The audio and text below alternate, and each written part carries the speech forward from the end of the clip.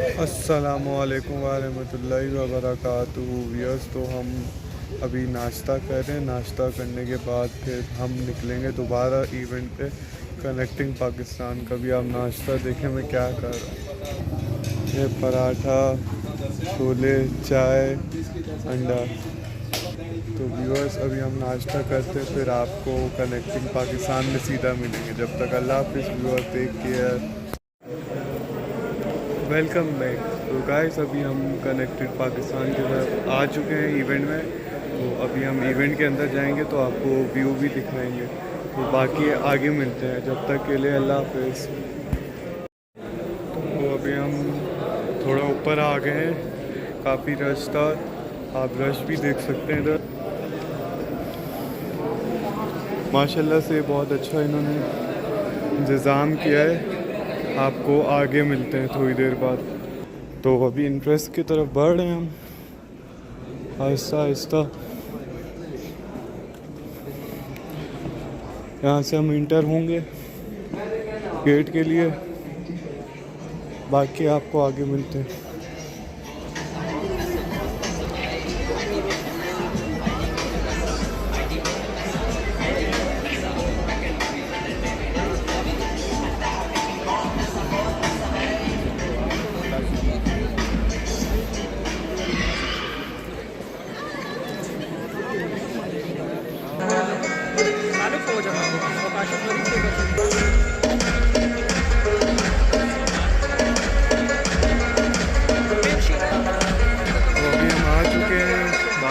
जब इवेंट शुरू होगा फिर आपसे मिलते हैं। तब तक के लिए अल्लाह हाफ़िज़। Connected Pakistan Conference 8th edition 2023 Day 2 आप सबको खुशामदीद कहते हैं। मुझे कहते हैं जी ज़ीशान खान और मुझे कहते हैं आज के प्रोग्राम का बाकायदा आगाज़ करेंगे तिलावत। माशाल्लाह माशाल्लाह।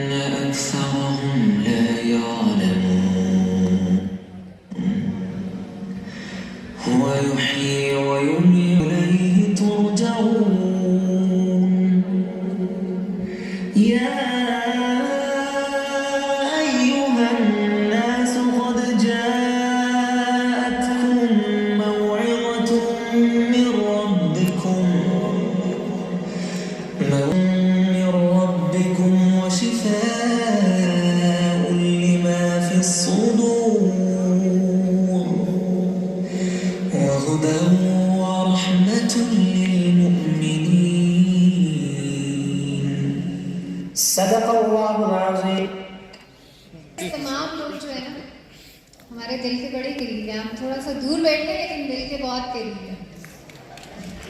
दूर है लेकिन करीब है।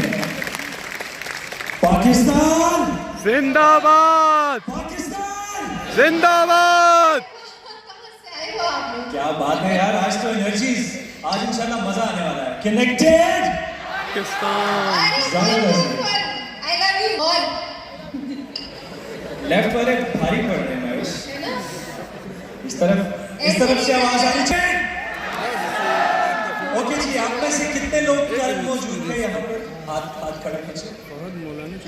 ओके जी, a lot of new people, new faces. So ये है कि आज एनर्जीज, नई एनर्जीज का भी ऐड ऑन। तो कल वाले लोग भी हैं, आज वाले लोग भी हैं। हम प्रोग्राम को मज़ीद आगे बढ़ाएंगे इस दुआ के साथ कि खुदा करे कि मेरे अरसे पाक पर उतरे वो फस्ल गुल जिसे अंदेशा है ज़वाल ना हो। यहाँ जो फूल खिला रहे सदियों, यहाँ खिज़ां को गुजरने की भी मजाल ना हो।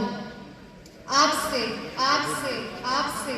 और आप सब से मेरी आज ये रिक्वेस्ट है कि आज हम कौमी तराना पढ़ेंगे और ऐसे पढ़ेंगे है बहुत ज़बरदस्त आपके फेवरेट स्पीकर्स हैं, वो लोग हैं, वो टेक जायंट्स हैं, वो टेक इंडस्ट्री के हीरोज़ हैं जिनको आप फॉलो करते हैं, जिनको आप लुकअप करते हैं और जो आपके मेंटर्स हैं और जो पाकिस्तान का बहुत बड़ा सरमाया है। पाकिस्तान का सरमाया और आपको पता है कि पाकिस्तान का सरमाया किस तरह से, क्योंकि ये हमारी इकोनॉमी, पाकिस्तान की इकोनॉमी स्ट्रेंथन करने में बहुत कलीदी किरदार अदा करती है, बहुत बड़ा किरदार अदा करते हैं, बिल्कुल। और मैंने जो टेक इंडस्ट्री है पाकिस्तान की, वो पाकिस्तान की it's one of the biggest industry in terms of भाई जहाँ पैसा है वो इंडस्ट्री बड़ी है, आईटी, और बहुत पैसा, बहुत पैसा, बहुत पैसा, बहुत पैसा। ओके जी, आप भी पैसा कमाना सीखिए। और इसके अलावा हमारे पास जो मोटिवेशनल स्पीकर्स होते हैं बेसिकली, जो हम दरमियान में उनको भी हम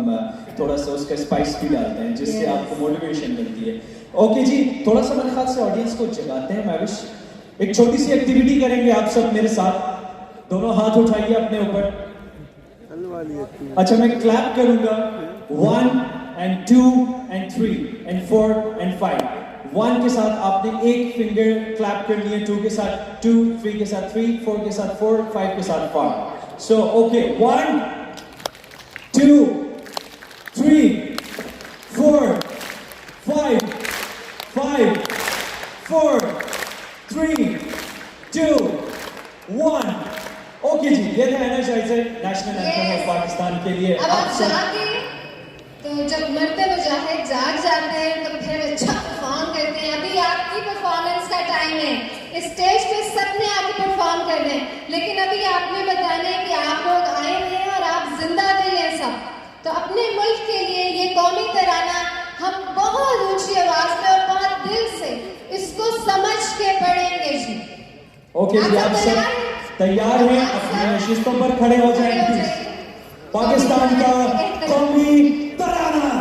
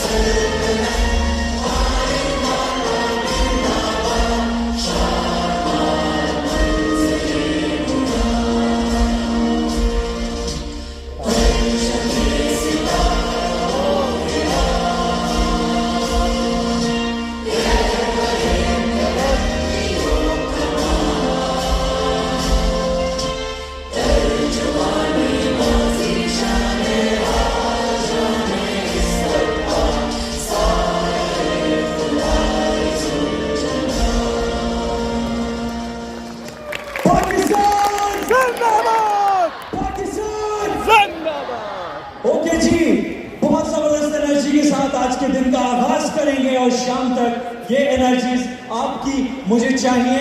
और आज बहुत सारे एनर्जाइजर्स भी होंगे और बहुत सारे शुगल भी होंगे और बहुत कुछ सीखने को भी मिलेगा। सो आगाज करते हैं आज के दिन का। Mahvish, who is our first speaker of the day. पहले स्पीकर जो हैं आज के हमारे, उनको हम बुलाने जा रहे हैं जी। हमारे मेहमान हैं। He is a tech entrepreneur, investor and partner super connector LLC।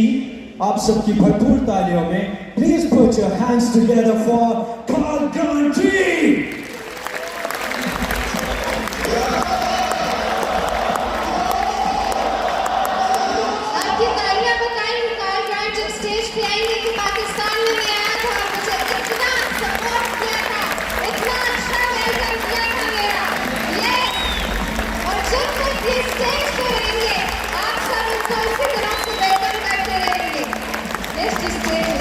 Yours.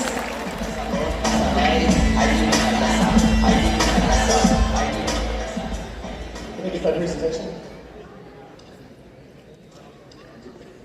Good morning, everybody. Thank you for coming so early. Good morning. My name is Carl Grant. I came here all the way from the United States to talk with you today. It's quite an honor to be here.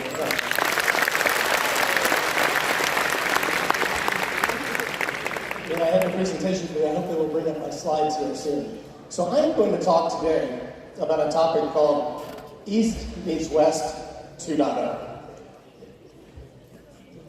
And the reason it's 2.0 is because I spoke on East meets West 1.0 at FutureFest in Lahore in January.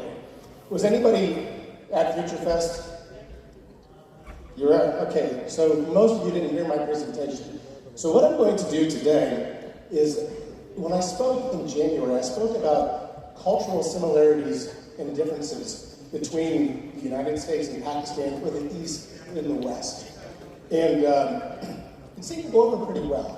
And so I'm going to expand that conversation. I'm going to go into deeper waters today, and I'm going to talk about religious similarities and differences between our countries and our cultures. And you may be asking yourself, why would you talk about such a topic at a tech conference? And the reason is because if we're going to do business with one another, we have to understand one another. We have to understand each other's beliefs and our convictions. I think it's very important. And so I hope you will take this in the way it's being given today. And so let's look at the, so here's an outline of my talk today. I am going to talk about a little bit about my background. I'm going to talk about, I'm going to recap that topic that I discussed in January. And then I'm going to talk a little bit about my faith background, and then how I came to be talking about such a topic here today. Then I'm going to talk about the similarities between the Abrahamic faiths, and then the differences, and then what I think we should do with this information.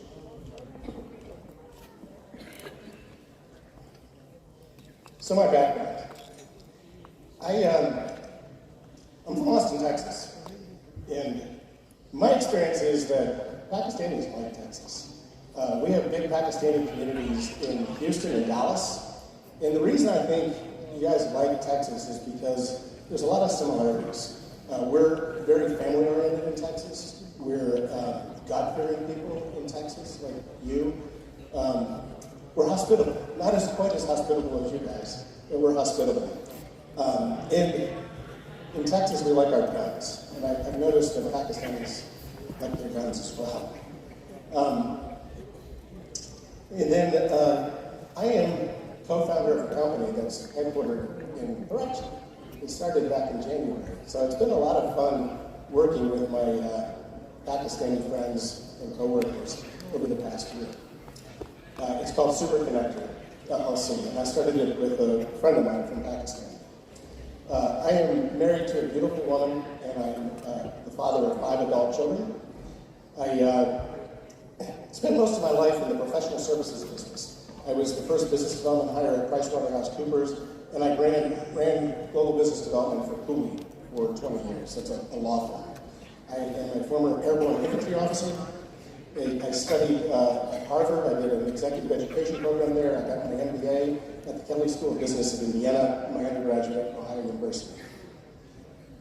So now to recap my talk from, so this is what I talked about in January. Let's talk about the cultural differences. So I would describe Pakistan and the MENA region as a high context culture. That is, you have a lot of non-verbal ways of talking to one another that you may not even realize that you have.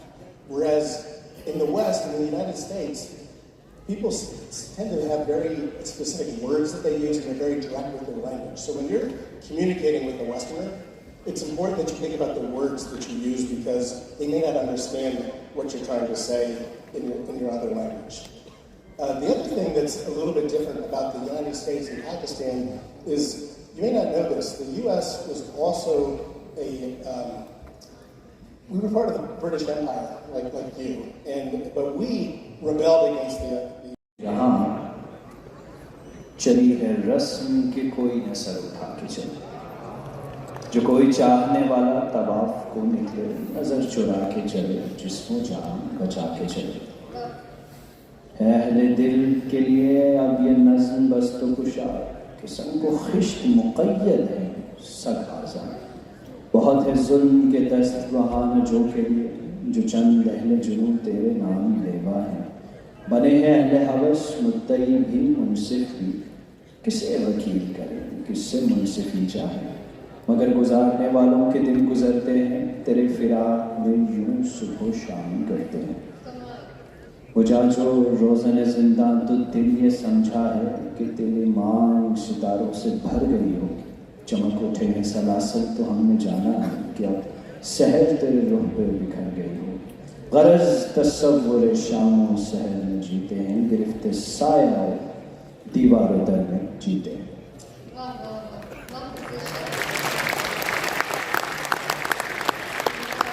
Thank you so much, Navish, and we'll move on to our next speaker. And before that, Pakistan. जिंदाबाद। Okay, ji, energies are still alive, and I hope ये पूरा दिन इसी तरीके से रहेंगे। There is an announcement कि यहाँ पे सेल्फी बोर्ड्स रखेंगे और हमारा जो ऑफिशियल हैशटैग है that is connected Pakistan 23 और आज की जिसकी सबसे अच्छी सोशल मीडिया पोस्ट होगी आप टैग करेंगे, हमारी सोशल मीडिया टीम उसको मॉनिटर कर रही है, उसको एक सरप्राइज गिफ्ट मिलेगा। Hashtag Connected Pakistan Conference 23, hashtag CPC 23, hashtag CPC। आप इन सबको यूज करके इन हैशटैग्स को आप आज की कॉन्फ्रेंस के हवाले से पोस्ट कीजिए और सेल्फी बूथ्स में जाके आप पिक्चर्स बनाइए एंड देन उसके बाद हम बहुत सारे इनामात हैं हमारे पास जो पूरा दिन हम आपको देंगे। ओके जी, बढ़ते हैं तेजी से अपने अगले स्पीकर की तरफ। जी नाविश। Next speaker is Mr. Ibrahim Badai, CEO of Zafeen Host, and the topic is exclusive offer announcement for CPC participants. Oh, nice. Please put your hands together for Mr. Ibrahim Badai.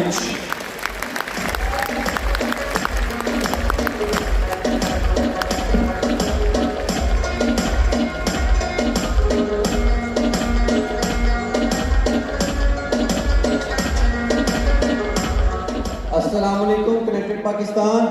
वालेकुम अस्सलाम। माशाल्लाह बहुत ही प्यारी audience है और मैं सबसे पहले शुक्रिया अदा करना चाहूँगा अरसलान भाई का जिन्होंने मुझे मौका दिया कि मैं आप सब लोगों से बात कर सकूँ। तो सबसे पहले स्टार्ट करते हैं मेरे इंट्रोडक्शन से। मैं फाउंडर एंड CEO हूँ ज़फीन होस्ट का, मोहम्मद इब्राहिम बड़ाइश मेरा नाम है। और डोमेन एंड वेब होस्टिंग क्या है, सबसे पहले मैं आप लोगों को इसका ओवरव्यू दे देता हूँ। कोई भी वेबसाइट बनाने के लिए आपको दो चीज़ों की ज़रूरत होती है। नंबर 1 डोमेन, आपकी वेबसाइट का नाम क्या होगा। जैसे मेरी वेबसाइट का नाम है zafinhost.com। ये स्लाइड चेंज कीजिए। तो ये मेरा डोमेन है, लेकिन मैंने डोमेन ले लिया तो इसके बाद मेरी वेबसाइट कैसी दिखेगी, उसका डिज़ाइन क्या होगा, वो डिज़ाइन करने के बाद मुझे अपनी फाइल्स कहीं पे अपलोड करनी है, उसके लिए आपको होस्टिंग सर्वर चाहिए होता है। तो ये दोनों चीज़ें बेसिकली मेरी कंपनी प्रोवाइड करती है। तो ज़फीन होस्ट का ये लाइन ऑफ बिजनेस है आप लोगों की अंडरस्टैंडिंग के लिए। Slide next please. तो सबसे पहले मैं अनाउंस करता हूँ कुछ ऑफर्स एक्सक्लूसिवली आप लोगों के लिए जो आज लोग CPC के पार्टिसिपेंट्स हैं। सबसे पहली ऑफर है बिल्कुल फ्री वेब होस्टिंग आप लोगों को मिलेगी। जो स्टार्टर प्लान है हमारी वेबसाइट पे पहले 100 लोगों के लिए जो इसके लिए साइन अप करेंगे, हमारा स्टॉल भी है बाहर, वहाँ से भी आप इंफॉर्मेशन ले सकते हैं और वेबसाइट के लिए ऑर्डर प्लेस करके ज़फीन फ्री होस्टिंग का कूपन आप यूज़ करेंगे तो आपको ये स्टार्टर प्लान 1 साल के लिए बिल्कुल फ्री में मिलेगा।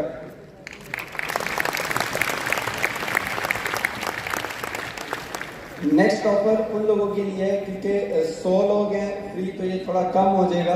और फ्री में मसला ये होता है कि बहुत सारे लोग जो जिनके पास नहीं भी है। ओके Day 2 एग्जैक्टली जी, connected Pakistan conference 2023 8th edition day 2। हमारे पास जो नेक्स्ट स्पीकर हैं हमारे लिए बहुत एजाज़ की बात है कि वो यहाँ पर आए। He is the master trainer.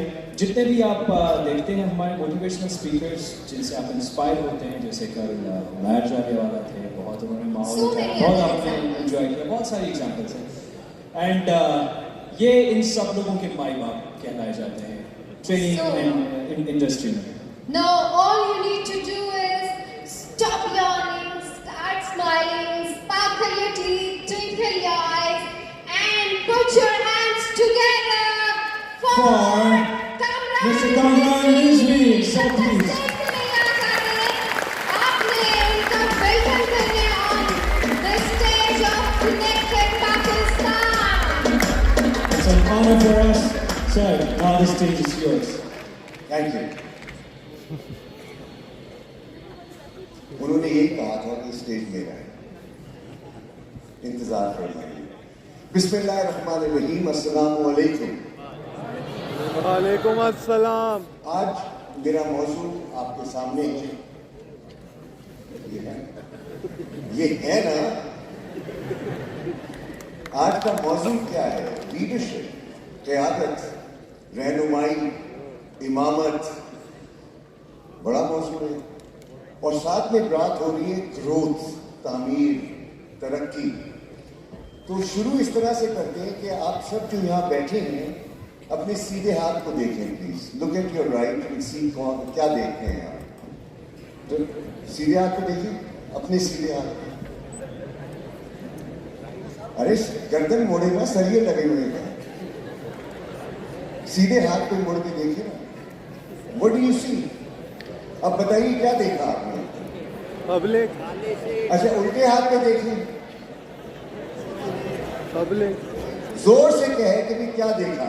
Public.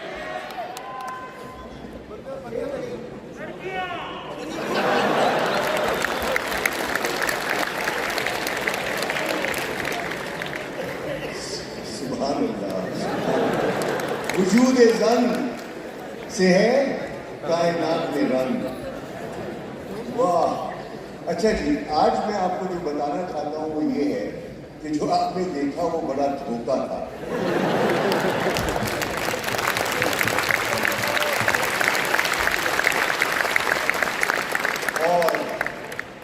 और जो बहुत जरूरी बात है वो ये कि एक सवाल है कि यहाँ पर वो धोखा मैं आपको अभी बता देता हूँ कैसे.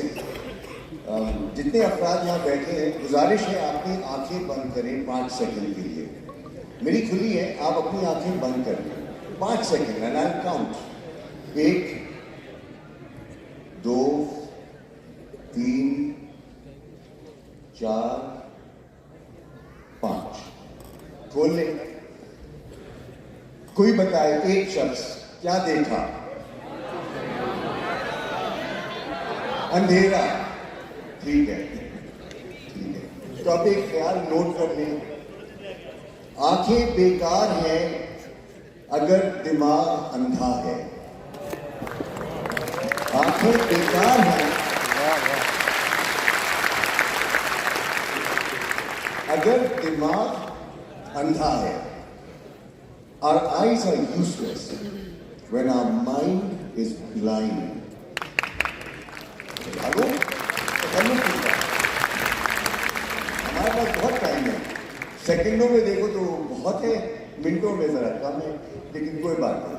तो लीडरशिप की जो बात हम करने जा रहे हैं, इसमें मैं ये बताना चाहूंगा कि मेरे कुछ दोस्तों ने, हुज़ैफा ने विजन की तरफ इशारा किया. विजन, बसीरत. और मैं एक ख्याल जो आपके साथ छोड़ना चाहता हूँ, इसका ताल्लुक आज के दौर से है. और हम लोग अक्सर सुनते हैं आर्टिफिशियल इंटेलिजेंस, ये भूत, ये जिन बोतल से निकल आया है और हमें खा जाएगा. आप लोगों ने सुना और अक्सर इस पर बातें बहुत होती हैं, लेकिन जो सबसे बड़ी खुशखबरी है वो ये कि ये आर्टिफिशियल है, मसनूई है. अल्हम्दुलिल्लाह आप मसनूई नहीं है. और इसका जो जन्म है आर्टिफिशियल इंटेलिजेंस का, ये इसी कुदरती सलाहियत से सामने आया है. इसी कुदरती सलाहियत से, जो आप हैं, जो मैं हूं, जो हम हैं. अब अगर ये चीज इतनी तेज हो जाती है और है, ये हमारी या तो सहूलत के लिए है या हमारी तबाही के लिए. तो अब इतने आप लोगों में से लीडर्स हैं, प्लीज खड़े हो जाएं. जो लीडर्स हैं खड़े हो जाएं. ले अब आपको अंदाजा हुआ कितना बड़ा धोखा और फरेब है। तशरीफ रखिए। तो मैं आपको आज लीडरशिप की एक कहानी सुना देता हूँ, बहुत सादी सी है। आप सब लीडर्स हैं, और अगर खड़े नहीं हो सकते तो बहुत ही थके हुए लीडर्स हैं। खड़े हो जाए, मैं बताऊंगा क्यों। खड़े होना है यार, क्या हो गया तुम लोगों को? खड़ा हुआ नहीं जाता तो फिर आप चाहते हो कि दुनिया में तरक्की आए? नहीं। अब मैं ये नहीं कह रहा कि उड़ो, बैठ जाओ, खुदा के बंदो बैठ जाओ। और एक अच्छा लीडर वो होता है जो एक अच्छा फॉलोअर होता है। A great follower is a very good leader.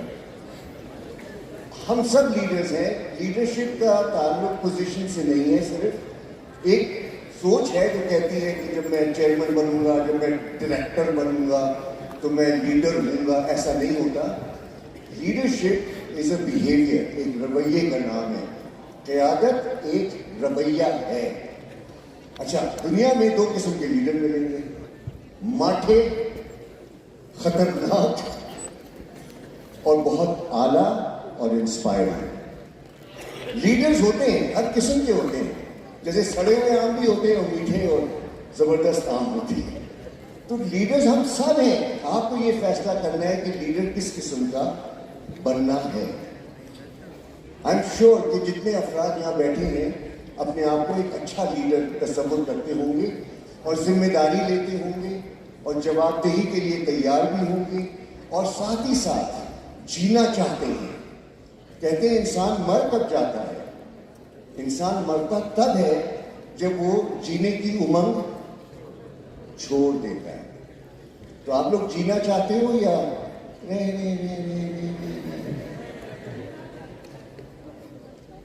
जीना चाहते हो? यस। आवाज से तो लग रहा है कि खुश यस। चाहते हो। एक आवाज।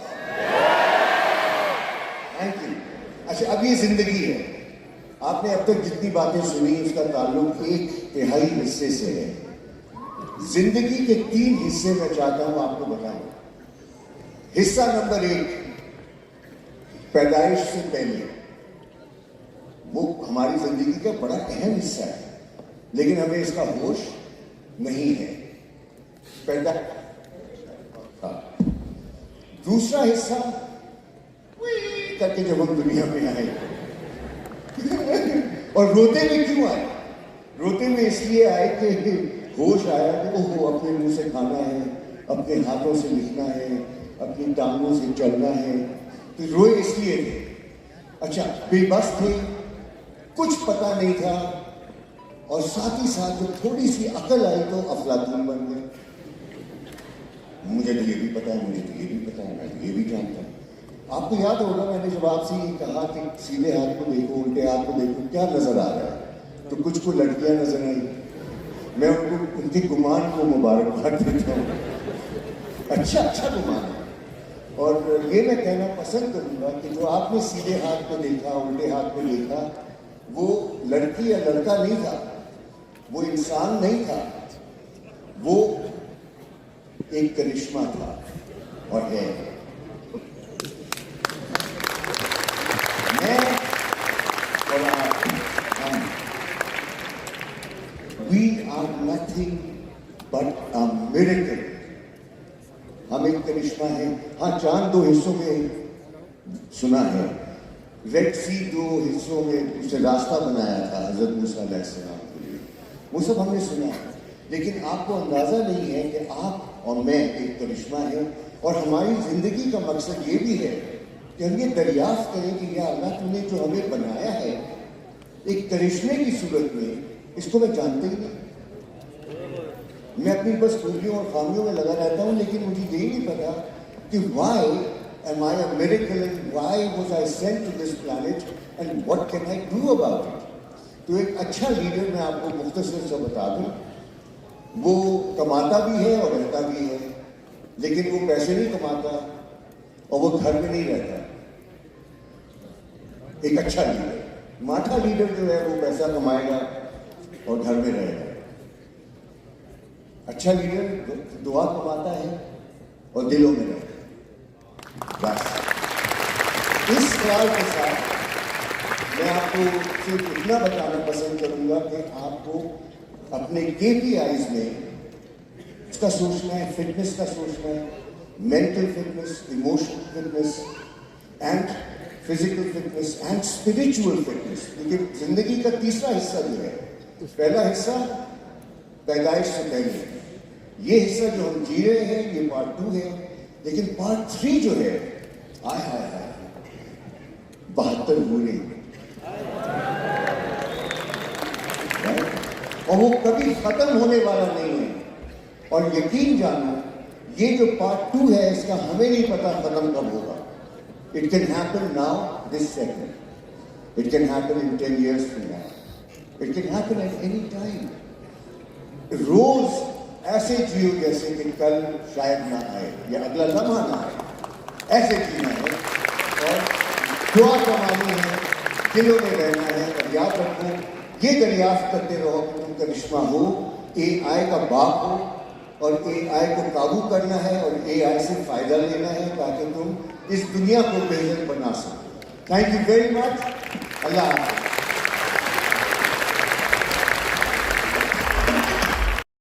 आपका जितने खूबसूरत वक्त और ये जो आपके अल्फाजों का ज़ख़ीरा और उसके अंदर जो खूबसूरत बातें होती हैं, जो आप मोती पिरोते सुना था, आज देख भी लिया।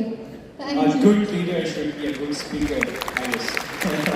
Okay, ji, we'll quickly move on to our next speaker. Mavish, who's going to be here next? हमारे जो नेक्स्ट स्पीकर है वो he is very famous in Multan and ये कहीं वो तो नहीं naturally he is very famous और खूबसूरती की वजह से तो जाने जाते हैं ना, लेकिन उसके अलावा खूबसूरत बिजनेस आइडियाज की वजह से जो ये इस इंडस्ट्री में इन्होंने अपना नाम बनाया, that is incredible, that is wonderful. हम बुलाना चाहेंगे आप सबकी बहुत सारे इंडस्ट्री के लोगों के मेंटर, तालियां बजाएं, बहुत हसीन, बहुत खूबसूरत। Please put your hands together for Mr. Asghar Ali. He is CEO of Nova Technology.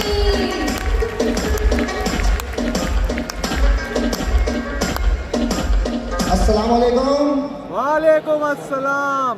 अभी तो दिन का आधा भी नहीं हुआ, आपकी आवाज सुन गई। अस्सलाम वालेकुम। वालेकुम अस्सलाम। बात है, टाइम है कम, मुकाबला है सब।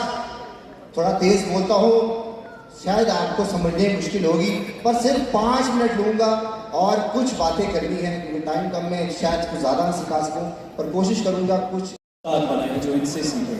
और थोड़ा सा सस्पेंस रखना है या वही? आप बताएं कौन है भाई? अनाउंस कर दें। अरे यार बुला जबरदस्त, लोगों ने पहले से आप ही। सब हमारे साथ अनाउंस करेंगे उन्हें। चलें। ओके जी, इमरान भाई हमारे साथ बैठे, कराची से मेरे साथ आए हैं। He was my travel partner as well. बहुत मजा आया रास्ते में। आप सबकी भरपूर तालियों में मिस्टर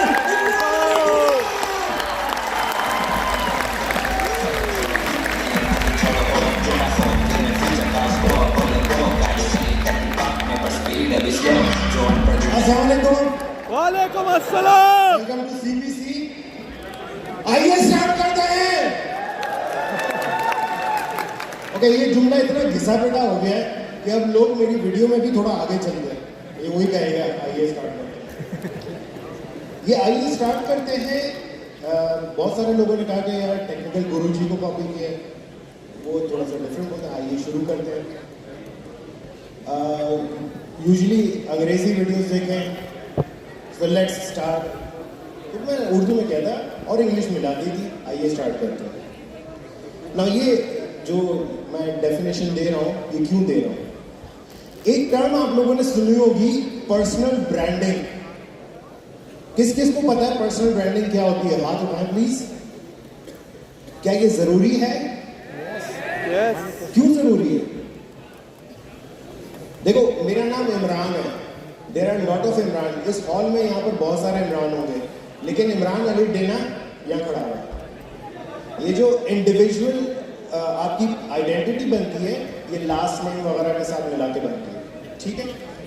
एक तो हो गया नाम, मुझे आप इमरान अली डिना के नाम से ज़रूर जानते होंगे, लेकिन मुझे जानते क्यों है? क्योंकि मेरा एक काम आपके सामने आया है, ठीक है? ये मेरी पर्सनल ब्रांड है, वो उसको मैं डिफाइन करता हूँ, बट उससे पहले let me define what is a brand. पता है सबको ब्रांड क्या होता है? किस किस को पता है कि ब्रांड क्या होता है? किसी को नहीं पता है? ओके, चंदे, लोगो इज अ ब्रांड, राइट? हाथ उठाएं। लोगो इज अ ब्रांड, ओके। देखिए ये एक बड़ी कंफ्यूजन है। मैं अगर कहता हूं कि एक ब्रांड है, बहुत सारे जो नए स्टूडेंट्स होते हैं वो ये समझते हैं कि हमने लोगो डिजाइन करना है और हमने कोई स्पेसिफिक कलर स्कीम डिफाइन करनी है और देन कोई टाइपोग्राफी करनी है and we got the brand. ऐसा नहीं है। देखिए ब्रांड क्या होता है कि फॉर एग्जाम्पल आप किसी एक पर्टिकुलर ब्रांड के कपड़े पहनना पसंद करते हो जस्ट बिकॉज कि आपको उसकी फिटिंग अच्छी आती है, आपको उसका मटेरियल अच्छा लगता है, या किसी एक पर्टिकुलर ब्रांड की कॉफ़ी पीना चाहते हैं, तो वो उसका रीज़न ये नहीं कि वो ब्रांड है इसलिए हम कॉफ़ी पी रहे हैं उसकी, वो इसलिए आप पी रहे हैं कॉफ़ी क्योंकि उसकी ब्रांड की कॉफ़ी का एक्सपीरियंस आपका बड़ा मज़ेदार होता है। So basically brand is experience, ठीक है? अब एग्जैक्टली यही चीज़ हम अपनी इंडिविजुअल पर्सनैलिटी पर जब लेकर आते हैं तो उसमें भी आपको यही चीज़ का ख्याल रखना है कि आप अपने आप को प्रेजेंट कैसे कर रहे हैं। ओवरऑल पैकेज है, personal branding is overall package. अब इसमें आपको अपनी नीश ढूंढनी है। फॉर एग्जांपल मैं ग्राफिक डिजाइन वीडियो एडिटिंग के नाम से जाना चाहता हूँ, it is my personal branding. Although there are lot of other people, millions of other people, even हमारे कंट्री में मिलियंस हैं जो कि ग्राफिक डिजाइनिंग वीडियो एडिटिंग बहुत अच्छा, मुझसे भी ज़्यादा अच्छा जानते हैं, ठीक है? मेरा एक पर्टिकुलर अंदाज है पढ़ाने का, वो मेरा पर्सनल ब्रांड है। तो कहने का मकसद ये कि आप जिस फील्ड में भी आना चाह रहे हैं अपने आप को एज ए ब्रांड बनाएं। देखिए याद रखिएगा, ब्रांड की सबसे बड़ी क्वालिटी होती है कि वो कामयाब सिर्फ जब होता है जब वो कंसिस्टेंटली वैसा ही रहे जैसा पहले दिन था। इनफैक्ट सालों के साथ साथ जैसे जैसे वक्त गुजरता जाता है उसमें और बेहतरी आती जाए। जैसे कि फेसबुक जब बना था उस वक्त वो बहुत अजीब सा था, आज बहुत डिफरेंट है। सिमिलरली इंस्टाग्राम, गूगल, यूट्यूब, जितने सारे ब्रांड्स हैं ये जब स्टार्ट हुए थे छोटे थे, ग्रेजुअली बड़े होते गए और उन्होंने अपने अंदर मजीद बेहतरी ऐड करते गए, राइट? तो अब आपका काम क्या है? If you want to start something, anything, जो भी आप काम करना चाहते हैं, consider yourself is a big brand. अब ये बिग ब्रांड आपको बनने के लिए बड़े काम करने पड़ेंगे। बहुत बाद में जाकर के आप सोचिएगा कि जी मेरे लोगो कैसा होगा, मेरी टाइपोग्राफी कैसी होगी, इवन आपके अल्फाज कैसे होंगे। मैं एक ब्रांड की आपसे यहाँ पर डिस्कस करूँगा। आप में से कितने लोग नैंडोज पे कभी कुछ खाना खाया है? Nando's, okay. डंकिन डोनट्स, अगर आप उनके रेस्टोरेंट जाते हैं आपको एक पूरा एक्सपीरियंस मिलता है। हर जगह एक ही तरह की कलर स्कीम, फॉन्ट उनके स्पेसिफिक है, वो उन फॉन्ट से हटते नहीं हैं। मेरे चैनल पे आप थंबनेल्स देखें, 99.99% थंबनेल्स पर एक ही फॉन्ट है, मेरे लोगों पर भी वही फॉन्ट है। तो कुछ चीज़ें कंसिस्टेंट रखनी पड़ती ताकि लोग भूल ना जाए। सही है? कोका कोला का लोगो सालों से चल रहा है, सेम चला रहा है, जस्ट बिकॉज कि उन्होंने इतनी बार आपको दिखाया कि अब आपके दिमाग में बैठ गया है। ठीक, अब आप ये याद रखिएगा कि आपका फ्लेवर, यानी आपको लोग मिलते हैं तो आप इसके साथ कैसा एक्सपीरियंस पाते हैं। आप हम्बल हैं, आप एरोगेंट हैं, आप रूड हैं, आप बहुत फ्रेंडली हैं, ये आपकी ब्रांडिंग है। सो मेक श्योर कि अपनी पर्सनालिटी को एज ए ब्रांड आगे लेकर आए। और जिस तरह से अभी अजबर साहब ने बताया कि भाई आप जो है लोगों से कम्युनिकेट करना सीखेंगे, ठीक है ना। और रिजवी साहब ने थोड़ी देर पहले बताया था कि लीडर, मैं इन सब से बहुत ज़्यादा मैं रिलेट कर पा रहा हूँ। आप सब लीडर्स बनेंगे, आप सब कम्युनिकेट करेंगे and that will be your personal branding. So ये मत सोचिएगा कि पर्सनल ब्रांडिंग के लिए सबसे पहले आपने लोगो बनाना है। लोगो सिर्फ एक सिग्नेचर है, एक आइडेंटिटी है, नथिंग एल्स, कुछ भी नहीं है। बुरे लोगो भी बहुत मशहूर हैं, बहुत सारे बड़े ब्रांड्स के लोगोज बड़े बुरे हैं, it's okay, but people know them by that their logo. It's okay, logo design पे इतना फोकस ना करें जितना आप लोगों को अच्छा एक्सपीरियंस देंगे, वो आपकी पर्सनल ब्रांड है। मुझे यहाँ पर इंट्रोड्यूस कराया गया ग्राफिक डिजाइन, वीडियो एडिटिंग, और आप सब समझ लेते हैं कि GFX मेंटोर की बात हो रही है। ये मेरी ब्रांड है। आपको लोग किस चीज से जानते हैं?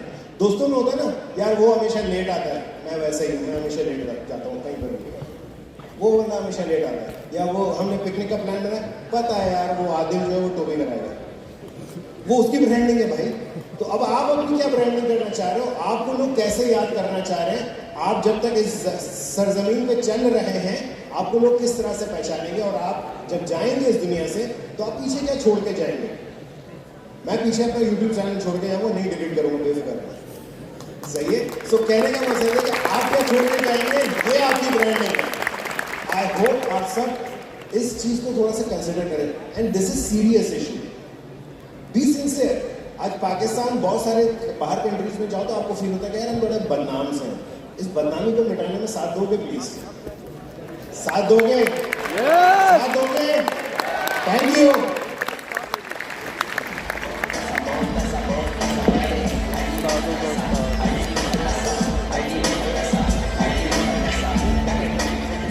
Thank you so much Imran भाई।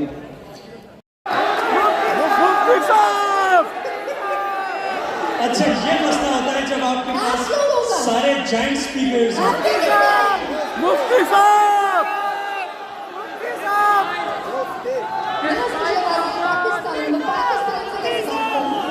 साहब,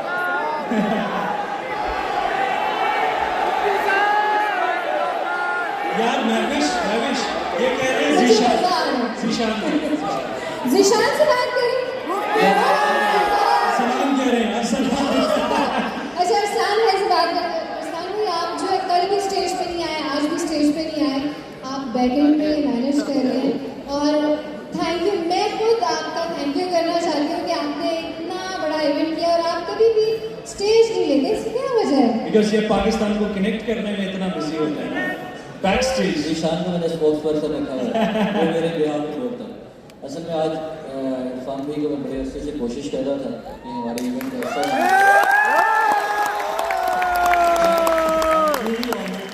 कि आज ऐसे लोग यहाँ पे मौजूद हैं। हमजा भाई थैंक यू, बहुत शुक्रिया। कला भाई बहुत शुक्रिया। मिडिल क्लास उस्मान रफी के लिए तालियाँ। क्या विजन है, और अगर आपका विजन इस उम्र में ये है तो आप सोचें कि आगे बढ़ के आप क्या करेंगे। उमर भाई थैंक यू हमें हंसाने के लिए, और कासिम भाई, इस्माइल भाई, इरफान भाई, मुफ्ती साहब के लिए भरपूर तालियां।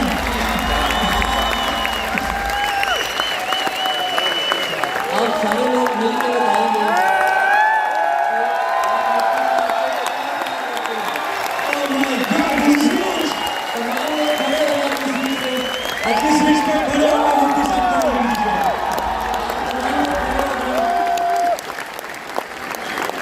अच्छा, अभी यहीं पर रुकना है। मैं एक और शख्सियत जो हमारे दरमियान मौजूद हैं, पाकिस्तान के टॉप इरफान भाई के लिए नारा लगा रहे हैं। इरफान भाई, और आपने अभी प्रॉमिस लेना है इरफान भाई से कि ये connected Pakistan conference 9th addition में आएंगे। वादा आपने जी, ये वादा तो नहीं पहले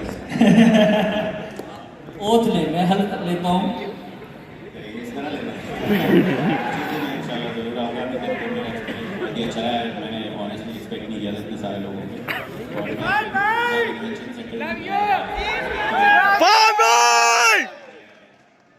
और अब मैं लेके आऊँगा, आपने पहचानना है उनके टैगलाइन से कि वो कौन है।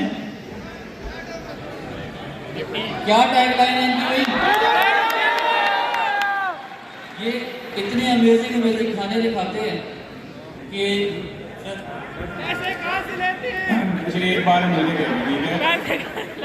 3 गाड़ो मजा आएगा। 3 2 1 thank you guys, thank you. Thank you so much जी, थैंक यू सो मच। आप तमाम लोग अपनी नशिस्तों पे मौजूद रहें। आगे आगाज माविश और निशान से रिक्वेस्ट है कि आज एक और भाई भी आ गए जी, और इनको आप जानते हैं?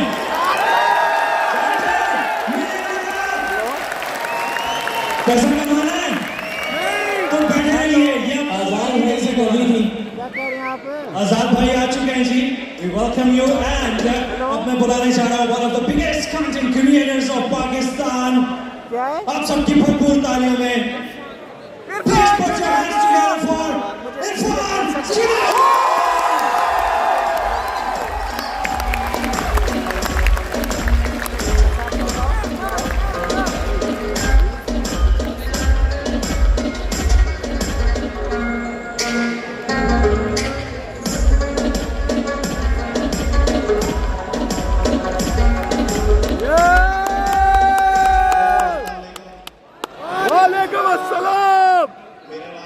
इरफान जुनेजो है और मैं थोड़ा सा आपको इंट्रोडक्शन दे दूँ।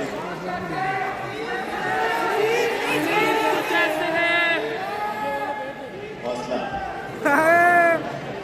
मैं आपको अपना थोड़ा सा इंट्रोडक्शन दे दूँ क्योंकि जो मुझे आपसे बात करनी है वो उसी से रिलेटेड है। तो मैं पिछले 7 साल से 2017 से सिर्फ कंटेंट बनाता हूँ, उसके अलावा और सिर्फ अपने लिए बनाता हूँ। उसके अलावा मेरी कोई दुकान नहीं है, कोई प्रोडक्शन सर्विसेज नहीं है, कोई और धंधा नहीं है। This is the only thing I do. मैं कभी कभार किसी वीडियो में कहता हूँ कि मैं प्रो क्रिएटर, तो लोग नाराज हो जाते हैं, तू कैसे कह रहे हैं प्रो है। हम बताएंगे प्रो का मतलब ये होता है कि यही काम है मेरा, I am a professional creator. तो ये जो 7 साल से दुकान चल रही है अल्हम्दुलिल्लाह, इसमें बहुत सारे ट्रेंड्स आए हैं गए हैं। एक टाइम आता है कि सब लोग एक चीज़ करना शुरू कर देते हैं, फिर आहिस्ता आहिस्ता वो टाइम खत्म हो जाता है, फिर लोग इवॉल्व नहीं कर पाते। तो इस तरह मैंने काफ़ी सारे ट्रेंड्स आते जाते देखे, लेकिन मेरा इस पूरे जर्नी में एक मोटो बन गया। मोटो मतलब नस्बुल ऐन बन गया, और उसको फॉलो करते करते अभी तक अल्लाह का शुक्र है मेरी कोई ऐसी ख्वाहिश नहीं है जो अल्लाह ने पूरी नहीं कराई है। चाहे वो मटीरियल ख्वाहिश हो, किसी चीज़ की, किसी गाड़ी की, कोई ऐसी मटीरियल चीज़ की ख्वाहिश हो, या किसी और चीज़ की ख्वाहिश हो कि मुझे इस मकाम पे पहुंचना है, ये है वो है, ये सब इसी के थ्रू हुआ है। तो वो सीक्रेट मैं आपके साथ शेयर करने आया हूँ।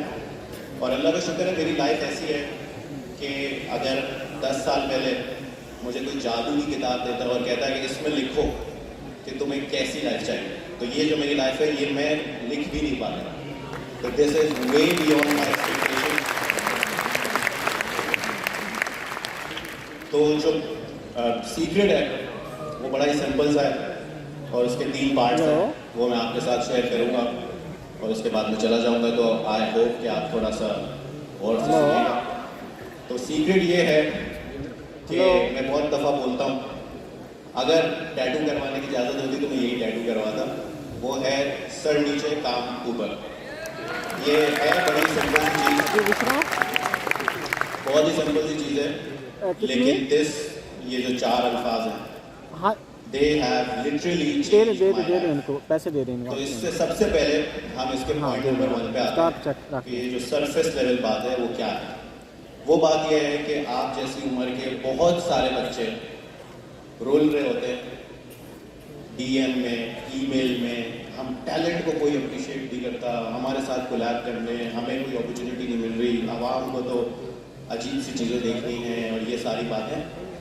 मैं इस बात का बहुत फर्म बिलीवर हूँ, बहुत पुख्ता यकीन है मेरा कि ये सारी बातें आपको बोलने की ज़रूरत नहीं है।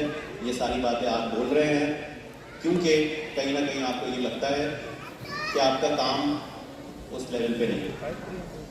मैंने हमेशा ये कोशिश की है, अभी भी कोशिश कर रहा हूँ कि मुझे कहीं जाके बोलना ना पड़े, मेरा काम मेरे लिए बोले। जिस तरह वकार भी कह रहा था अभी, मैंने आज तक 7 साल में 3 से 4 दफ़ा किसी क्लाइंट को पिच किया है कि मैं आपके लिए काम करना चाहता हूँ, और वो भी ख़राब ही एक्सपीरियंस गया है। बाकी 7 सालों में जो भी काम है वो खुद ही चल के आया है, जो कि बहुत ही मेरे लिए बड़ी बात है। कि मैं सिर्फ घर में बैठा हुआ वीडियो बना, मेरा कोई ऑफिस नहीं, तो मैं सिर्फ अपने काम पे फोकस करता हूँ। मैं थोड़ा इंट्रोवर्ट हूँ, थोड़ा सा शाय हूँ, थोड़ा सा रिजर्व हूँ। अजीब सी बात है, इतने सारे लोगों के सामने शाय नहीं हूँ। 4-5 लोग आगे मिलेंगे ना, मैं ज़्यादा बात नहीं कर पाऊँ। तो ये सारी चीज़ इस वजह से हुई है कि मेरे हाथ में है सिर्फ मेहनत करना। मैं अपने स्किल्स पॉलिश करता हूँ, मैं नई चीज़ें सीखता रहता हूँ। मैं ये चाहता हूँ कि फॉलोइंग मेरे हाथ में नहीं, कितने फॉलोअर्स हो गए, कितने नोट आ रहे हैं, ये मेरे हाथ में नहीं। मेरे हाथ में ये है कि मेरी वीडियो, मेरी जितनी ताकत है, जितनी हिम्मत है, उसमें मैं सबसे बेहतरीन वीडियो बनाऊँ और अपने काम के साथ मैं इंसाफ करूँ। जब मैं वीडियो पब्लिश करके रात को सोता हूँ तो मुझे एक दिली सुकून होता है कि आई डिड माई बेस्ट। आगे मुझे नहीं ज़्यादा एल्गोरिथम का मुझे नहीं पता है, एक एनालिटिक्स टैब में तो मैं जाता ही नहीं, उसको तो देख के ही मुझे टेंशन होती है। आज अकरम भाई ने पूछा आपका CPM क्या है, मुझे नहीं पता मेरा CPM क्या है, मैं नहीं देखता वो चीज़। तो point number 1, let your work speak for you. Point number 2, जब आप प्रोफेशनल लाइफ में आएंगे, ये भी सर नीचे काम ऊपर है लेकिन इसकी ये थोड़ी दूसरी मंजिल है, वो ये है कि जब आप प्रोफेशनल लाइफ में आएंगे तो अभी जो धोखे की एक ही डेफिनेशन होगी शायद आपकी लाइफ में, लेकिन जब आप प्रोफेशनल लाइफ में आएंगे तो बहुत सारे धोखे खाएंगे आप।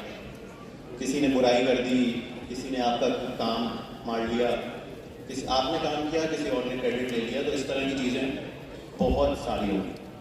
तो इसमें मेरे साथ भी वही करीबी दोस्तों ने किया है, कॉलीग्स ने किया है, को क्रिएटर्स ने किया है, और उसमें मैं एक ऑप्शन तो ये है कि बैठ जाऊँगा, ये पूरा 10-4 ही किया है ना, ज़्यादा तो नहीं ना किया। या फिर दूसरी चीज़ ये है, और ये आजमाई नहीं, ये मैं सिर्फ कहने के लिए नहीं कह रहा, ये मैंने आजमाया हुआ है कि आप जब कोई आपके साथ बुरा करता है और आप बदला लेते हैं अपनी कैपेसिटी में, सबसे हल्का बदला तो यही है कि आप 100 लोगों के सामने बुराई नहीं करें। तो जब आप बदला लेते हैं तो कुदरत की निज़ाम में 0-0 हो गया भाई, इन्होंने भी बुराई की, आपने भी बुराई की, 0 हो गई। लेकिन अगर आप खामोश हो जाते हैं ना, तो फिर आपका बदला लेती है कुदरत, और भाई कुदरत बहुत बारीक चीज़ थी। तो मेरे जितने बदले हैं मैं खामोश हो जाता हूँ और मैं सर नीचे रखता हूँ और कुदरत मेरा हिसाब किताब बराबर कर देती है। बाकी लास्ट चीज़, यहाँ पे जब से मैं आया हूँ, आई नो पैसा ज़रूरत है, पेट लगा हुआ सबके साथ, सबको पैसे कमाने हैं, तो आखिरी जो मैं बात करूँगा वो बिल्कुल थोड़ी काउंटर इंट्यूटिव सी है, लेकिन जैसा कि मैंने आपको बताया 7 साल से अल्लाह का शुक्र है किचन तो चल रहा है। तो वो बात बिल्कुल डीप लेवल की है, सर नीचे काम ऊपर गई है, लेकिन सबसे गहराई वाली लेयर है, वो ये है कि हिंदू माइथोलॉजी में एक सेइंग है कि, और वो it has a very deep impact on my life, कि कर्म किए जाओ, फल की परवाह मत करो। मैंने ये अपनी ज़िंदगी में अप्लाई किया है। आप में से जिसको भी कंटेंट क्रिएटर बनना है, 6 महीने के लिए सिर्फ इस चीज़ पे फोकस कर, गारंटी दे रहा हूँ मैं, ये इतने 100, 300, 400, 500 लोगों के सामने गारंटी दे रहा हूँ, 6 महीने के लिए व्यूज़ को मत दे। सिर्फ ये देखो कि भाई मैं सबसे बेहतरीन वीडियो बनाऊंगा जो मुझे बनाए। आप में से ज़्यादातर लोग जो गलती करते हैं, मैंने बहुत लोगों के करियर शुरू होते हुए देखे, ख़त्म होते हुए देखे, ज़्यादातर लोग जो गलती करते हैं वो ये करते हैं कि यार आवाम में तो ये चल रहा है, यार आवाम को तो ये देखना है, लेकिन वो एक चीज़ भूल जाते हैं कि आवाम की पसंद यूँ करके बदलती है। तो आज आप रेलेवेंट हैं, 6 महीने बाद नहीं होंगे, फिर 6 महीने के बाद आपको दोबारा अपने आप को री इन्वेंट करना पड़ेगा। आप में से जो लोग मुझे नहीं जानते, घर जाकर सर्च कीजिएगा, लेकिन जो लोग जानते हैं उनको पता है कि मैं क्या वीडियोस बनाता हूँ। अगर आप कोई इंट्रोडक्शन पूछेगा तो वो बता देंगे, एक सेगमेंट में बता देंगे कि ये इरफान साहब हैं, ये इस तरह की वीडियोस बनाते हैं, क्योंकि वो मेरा ब्रांड बन चुका है। मुझसे पहले खातून भी कह रही थी, वो मेरी पर्सनल आइडेंटिटी है, वो मेरा ब्रांड है। लेकिन अगर आप हर 6 महीने में आपका कोई नया ही फ्लेवर मार्केट में आ रहा है तो क्या ब्रांड है आपका? आपको पता है कि जब आप एप्पल का कोई प्रोडक्ट लेते हैं, चाहे वो कोई भी प्रोडक्ट हो, experience will be the same. आपको पता है कि जब आप फलां जगह का कोई कपड़ा लेते हैं, एक्सपीरियंस वही मिले। लेकिन अगर हर दफ़ा ही कोई नई चीज़ मिलती है, हर दफ़ा ही आपको उस बंदे को, या भाई 6 महीने तो उसकी पर्सनैलिटी कुछ और थी, 6 महीने पहले ये फ़नी वीडियोस बनाता था, आज ये पॉडकास्ट में बैठ के गहरी गहरी बातें कर रहा है, क्या क्या सही नहीं इसका। तो प्लीज़ 6 महीने के लिए व्यूज़ को हटा दें। आपको कुछ तो बनाना होगा, कुछ तो आपका दिल चाहता होगा कि यार मुझे ये जब मैं बनाता हूँ मुझे बहुत मज़ा आता है। भाई व्यूज़ भाड़ में डाल दो, मुझे ये बनाते वक्त जो प्रोसेस है ना, रिजल्ट्स को आप साइड पे करें। I love the process. तो जो प्रोसेस आपको सबसे ज़्यादा जॉय देता है ज़िंदगी में, चाहे वो कंटेंट क्रिएशन हो, चाहे वो कंसल्टिंग हो, वो आपकी ट्रू कॉलिंग है। उसमें अगर आप कम पैसे भी बनाएंगे, आजमाई हुई बात है, आप बहुत खुश रहेंगे रादर देन वो काम करना जिसको करने के लिए आपको बिस्तर से घसीटना पड़ता है कि चलो आज ये काम करना पड़ेगा। तो ये है 3 step formula which has change my life. और आई होप आप अगर ये अप्लाई करेंगे तो कुछ ना कुछ प्रैक्टिकल बेनिफिट तो आपको मिलेगा। एंड में जाते हुए क्योंकि मैं कंटेंट बनाता हूँ, बहुत दफ़ा पिवट करने की कोशिश भी की है, कभी कभी की पिवट मतलब when you try a new thing. तो मैं आपको 2 स्टेप्स बता दूँ जिससे आप बेहतरीन कंटेंट बना सकते हैं। ये एवरग्रीन प्रिंसिपल है, ये कभी भी आउटडेटेड नहीं होगा। पहला वाला है थोड़ा एवरेज भी बहुतों से अच्छा है। वो ये है कि make what you want to watch. आपको जो देखने में मज़ा आता है ना, जो आपका दिल चाहता है कि यार ये होना चाहिए, वो आप वाले। मेरे लिए जब मैंने शुरू किया वो व्लॉग्स थे। उस टाइम पे पाकिस्तान में जितने व्लॉगर थे उनको शायद आप एक हाथ पे गिन लो। अगर मैं उस वक्त ये सोच लेता कि यार आजकल तो स्किट्स, फनी वीडियोस बनानी है हमने, तो मैं आज शायद आपके सामने नहीं खड़ा होता। तो पहला स्टेप तो ये है make what you want to watch, ये एवरेज। दूसरा है अल्ट्रा लेजेंड प्रो मैक्स। वो है कि make what you want to watch but that thing does not exist yet. कोई ऐसी चीज़ होगी जो आपका देखने का दिल चाहता है, कभी दिमाग में ख्याल आया कि यार दिल चाह रहा है ये देखने का, but that does not exist. I give you, थोड़ा मुश्किल है समझना, I give you an example. मुझे बचपन से बहुत ही इंटरेस्टिंग लगता था कि यार गोली मार का क्या मतलब, गोली मार क्यों है नाम भाई, इलाके का नाम गोली मार, चौरंगी का नाम है नागन चौरंगी, एक बस स्टॉप है उसका नाम है 2K, क्यों है ये? तो इसके ऊपर मैंने कहानियाँ बनाई और उन कहानियों ने मुझे, कलेक्टिव अगर हम पैसों की बात कर ही रहे हैं तो कम से कम इन्हीं कहानियों ने मुझे 40-50 लाख रुपए कमा के दिए। यही काम है, ये मेरी इजाद की भी नहीं है, लेकिन मुझे ये सुननी थी तो मैंने खुद भी सुनी, दूसरों को भी सुना। लास्ट एग्जाम्पल, नेटफ्लिक्स अगर आप में से सबके पास है, जिसके भी पास है, वहाँ पर जाके सर्च कीजिएगा स्ट्रीट फूड एशिया और सर्च कीजिएगा शेफ्स है। ये खानों के ऊपर डॉक्यूमेंट्रीज हैं, ये मुझे बड़ी अच्छी लगती थी और मेरा दिल दुखता था कि यार मेरे शहर में, कराची से, मेरे शहर का भी खाना इतना अमेजिंग है और उसको साउथ एशिया का फूड स्ट्रीट फूड कैपिटल कहते हैं, तो ये कहानियाँ मेरे शहर की क्यों नहीं? मैंने बनाई वो कहानी। मैंने story of a Karachi burger बनाई, मैंने story of a Karachi roll बनाई। अब I tell you what happened, और उसके बाद मैं आपसे इजाज़त चाहूँगा। मैंने story of a Karachi burger बनाई, उस तरह की चीज़ मैंने पहले पाकिस्तानी यूट्यूब पे नहीं देखी थी, तो ये तो आप भूल ही जाओगे ये चलेगा नहीं चलेगा, मैंने नहीं सोचा, मैंने अपने लिए बनाई story of a Karachi burger. बहुत थोड़े से पैसे मिले, वो एक ब्रांड ने स्पॉन्सर किया, वो एक केस स्टडी आ गई, वो मैंने पिच किया, वही आइडिया एक बिगर ब्रांड में। उन्होंने मुझे story of a Karachi roll बनाने के लिए दिए 28 लाख व्यूज, 3-4 लाख में। वो वीडियो देखी यूट्यूब के किसी एशियन हेड ने।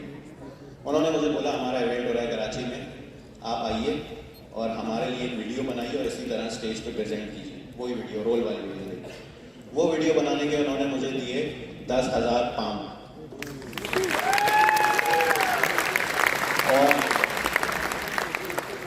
और अभी मैं उस प्रोग्राम का नाम नहीं ले सकता हूँ क्योंकि अभी वो आया नहीं है, लेकिन यही पीछे वाली जो वीडियो मैंने बनाई, यही वीडियो देख के एक म्यूजिक प्लेटफॉर्म ने मुझे बोला कि आप हमारे लिए वीडियोस बनाइए और उसके लिए हम आपको देंगे 1 करोड़।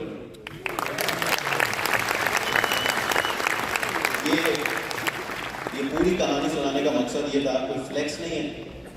पैसे अक्सर लोग बताने में थोड़े घबराते हैं। मैंने बताया ट्रांसपेरेंसी के लिए और इसलिए कि अगर मैं वो पहली वीडियो नहीं बनाता अपने लिए, अपनी दिली खुशी के लिए, तो मैं आज यूट्यूब के रेवेन्यू पे ही शिकायत कर रहा होता कि यार पाकिस्तान में सीखी बहुत कम है यार, यहाँ पे तो जाते जाते थैंक यू। तो जाते जाते मेरी आपसे रिक्वेस्ट है कि खुदा के वास्ते अपने लिए काम करो, अपनी खुशी के लिए कुछ बनाओ। वो उसमें जो तुम्हें, एक तो काम तो वैसे ही खूबसूरत होगा, लेकिन उसमें जो तुम्हें सेटिस्फैक्शन मिलेगी, जॉय मिलेगी, वो व्यूज़ के पीछे भागने की जो मिजरी है, पैसों के पीछे भागने की जो मिजरी है, उससे लाख गुना बेहतर है। और ये मैं एक्सपीरियंस से कह रहा हूँ। That was it. Thank you so much.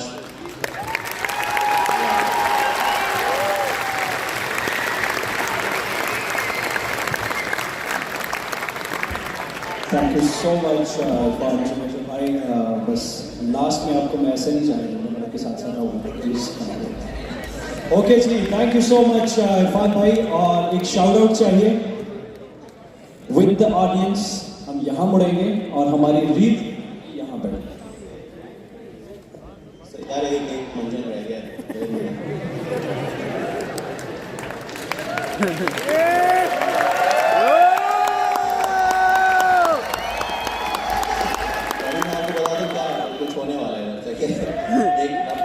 अब मुझे थोड़ा सा, अब थोड़ा बड़ा हो गया, थोड़ा सा वो नहीं, जवानी में सही लगता था, लेकिन बस हो गया तो हो गया। मैं यूँ कैमरा करूँगा और मैं बोलूँगा हेलो जी, मेरा नाम इरफान है, मैं आया था इस्लामाबाद कनेक्टेड पाकिस्तान। कैमरा घुमाऊँगा आपकी तरफ, आपने फुल जोर से बोलना सीन्स कुछ ऐसे। बाद में सोचेंगे, ये अभी के लिए ये करना, ठीक है? आप सब याद करें।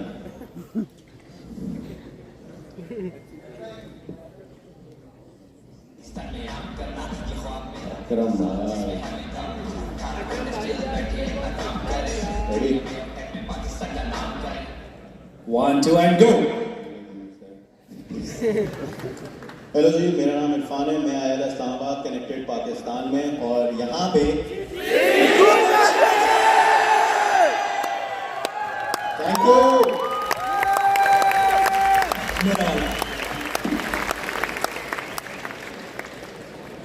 ईद वाले सामने बल्कि यार आप लोगों को हाथ थोड़ा सा उठाना पड़ेगा। नहीं, इस तरफ मुड़े ना, पीछे हो गया। ठीक है, ओके जी, जस्ट के लिए आप लोगों ने हमसे होके ऑडियंस पे जाना है, ठीक है? Connected Pakistan, connected and Pakistan, thank you so much. Okay जी, अपनी अपनी सीट्स पर बैठ जाइए क्योंकि द नेक्स्ट स्पीकर मुफ्ती साहब। ओके जी, प्लीज स्टेज खाली करो, स्टेज खाली करवाना, जल्दी जल्दी जल्दी, क्विक। हाँ जी, क्या हुआ?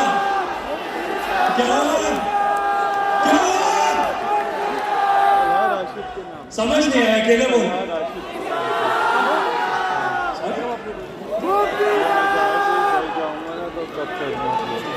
GFX मेंटोर क्या कहना चाहते हैं? मुफ्ती साहब। अच्छा, मुफ्ती साहब, ओके, मुफ्ती साहब आपके लिए मुफ्ती साहब आपके लिए मोहब्बतें निछावर हो रही हैं। मुफ्ती साहब के लिए भरपूर तालियां एक बार फिर से। ओके जी, we will move on to our next speaker. आप सबकी भरपूर तालियों में मैं बुलाना चाहूंगा। He is also a content creator और आप सब जो लोग इनसे मिले नहीं हैं, फर्स्ट इंटरेक्शन है, लेकिन इनकी शक्ल ऐसी है जो देख के आप समझ जाएंगे कि कहीं ना कहीं इंस्टाग्राम की रील ऊपर नीचे करते हैं आपको नजर आए होंगे, कहीं ना कहीं फेसबुक पर, यूट्यूब पर आपको नजर आए होंगे, पॉडकास्ट करते हैं and he is one of the pioneers in Pakistani podcast. आप सबकी भरपूर तालियों में किसको बुलाने जा रहा हूं मैं? आप सबकी भरपूर तालियों में नईम सिकंदर।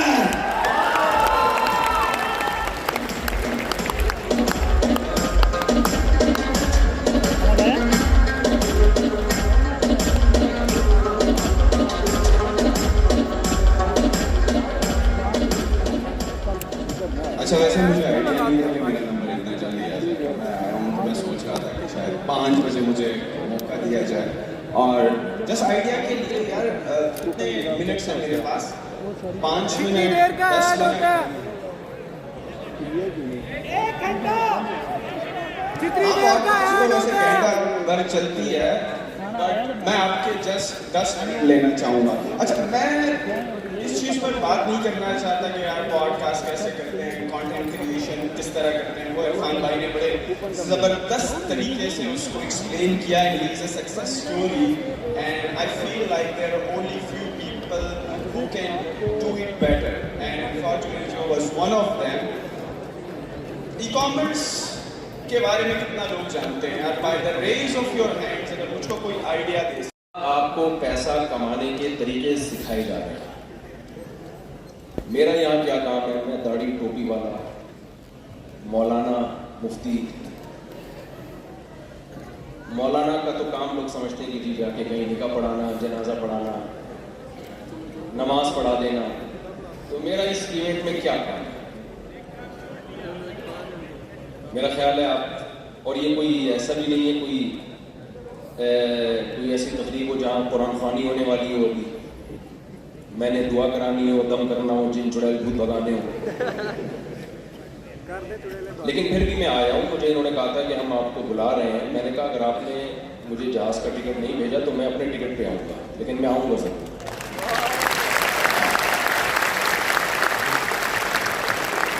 इसकी एक वजह ये है कि देखिए, इस वक्त इस्लाम को ज़रूरत है सर उठा के जीने की, और गरीब लोग, भिखारी लोग सर उठा के नहीं जिया करते।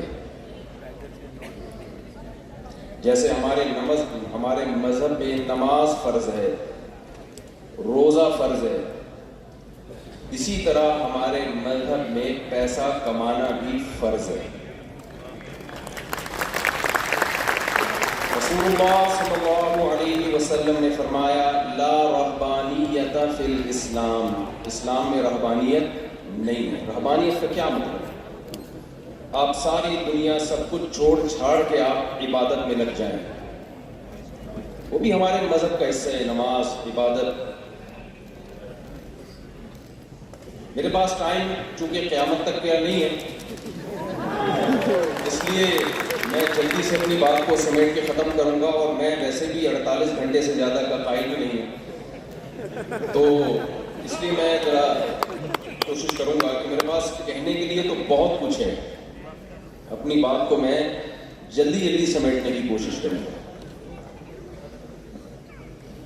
देखिए, रसूलुल्लाह सल्लल्लाहु अलैहि वसल्लम की खिदमत में एक शख्स आया जिसके पास खाने को रोटी नहीं थी। सही हदीस है, जिसके पास पहनने को कपड़ा नहीं था।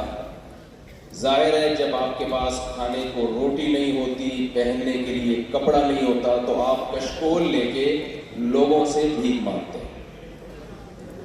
ऐसा ही कुछ हमारे नबी सल्लल्लाहु अलैहि वसल्लम के साथ हुआ। एक शख्स आया, लोग बैठे हुए थे, उसने नबी सल्लल्लाहु अलैहि वसल्लम से भीख मांगी। घर में खाने को नहीं है, पहनने को कपड़ा नहीं है। तो आप सल्लल्लाहु अलैहि वसल्लम ने फरमाया, क्या कुछ भी नहीं है तुम्हारे घर में? कुछ तो होगा। उन्होंने कहा, सिवाय एक टाट, जिसको चिटाई कहते हैं, खजूर की जो गरीबों का बोरिया कहलाता है, और एक प्याला है, उसी में पानी पीते हैं, कभी दूध मिल जाए वो दूध पी लेते हैं, कुछ खाने को मिल जाए, एक प्याला और एक चटाई। मेरा ख्याल है हम में से कोई इतना गरीब नहीं होगा।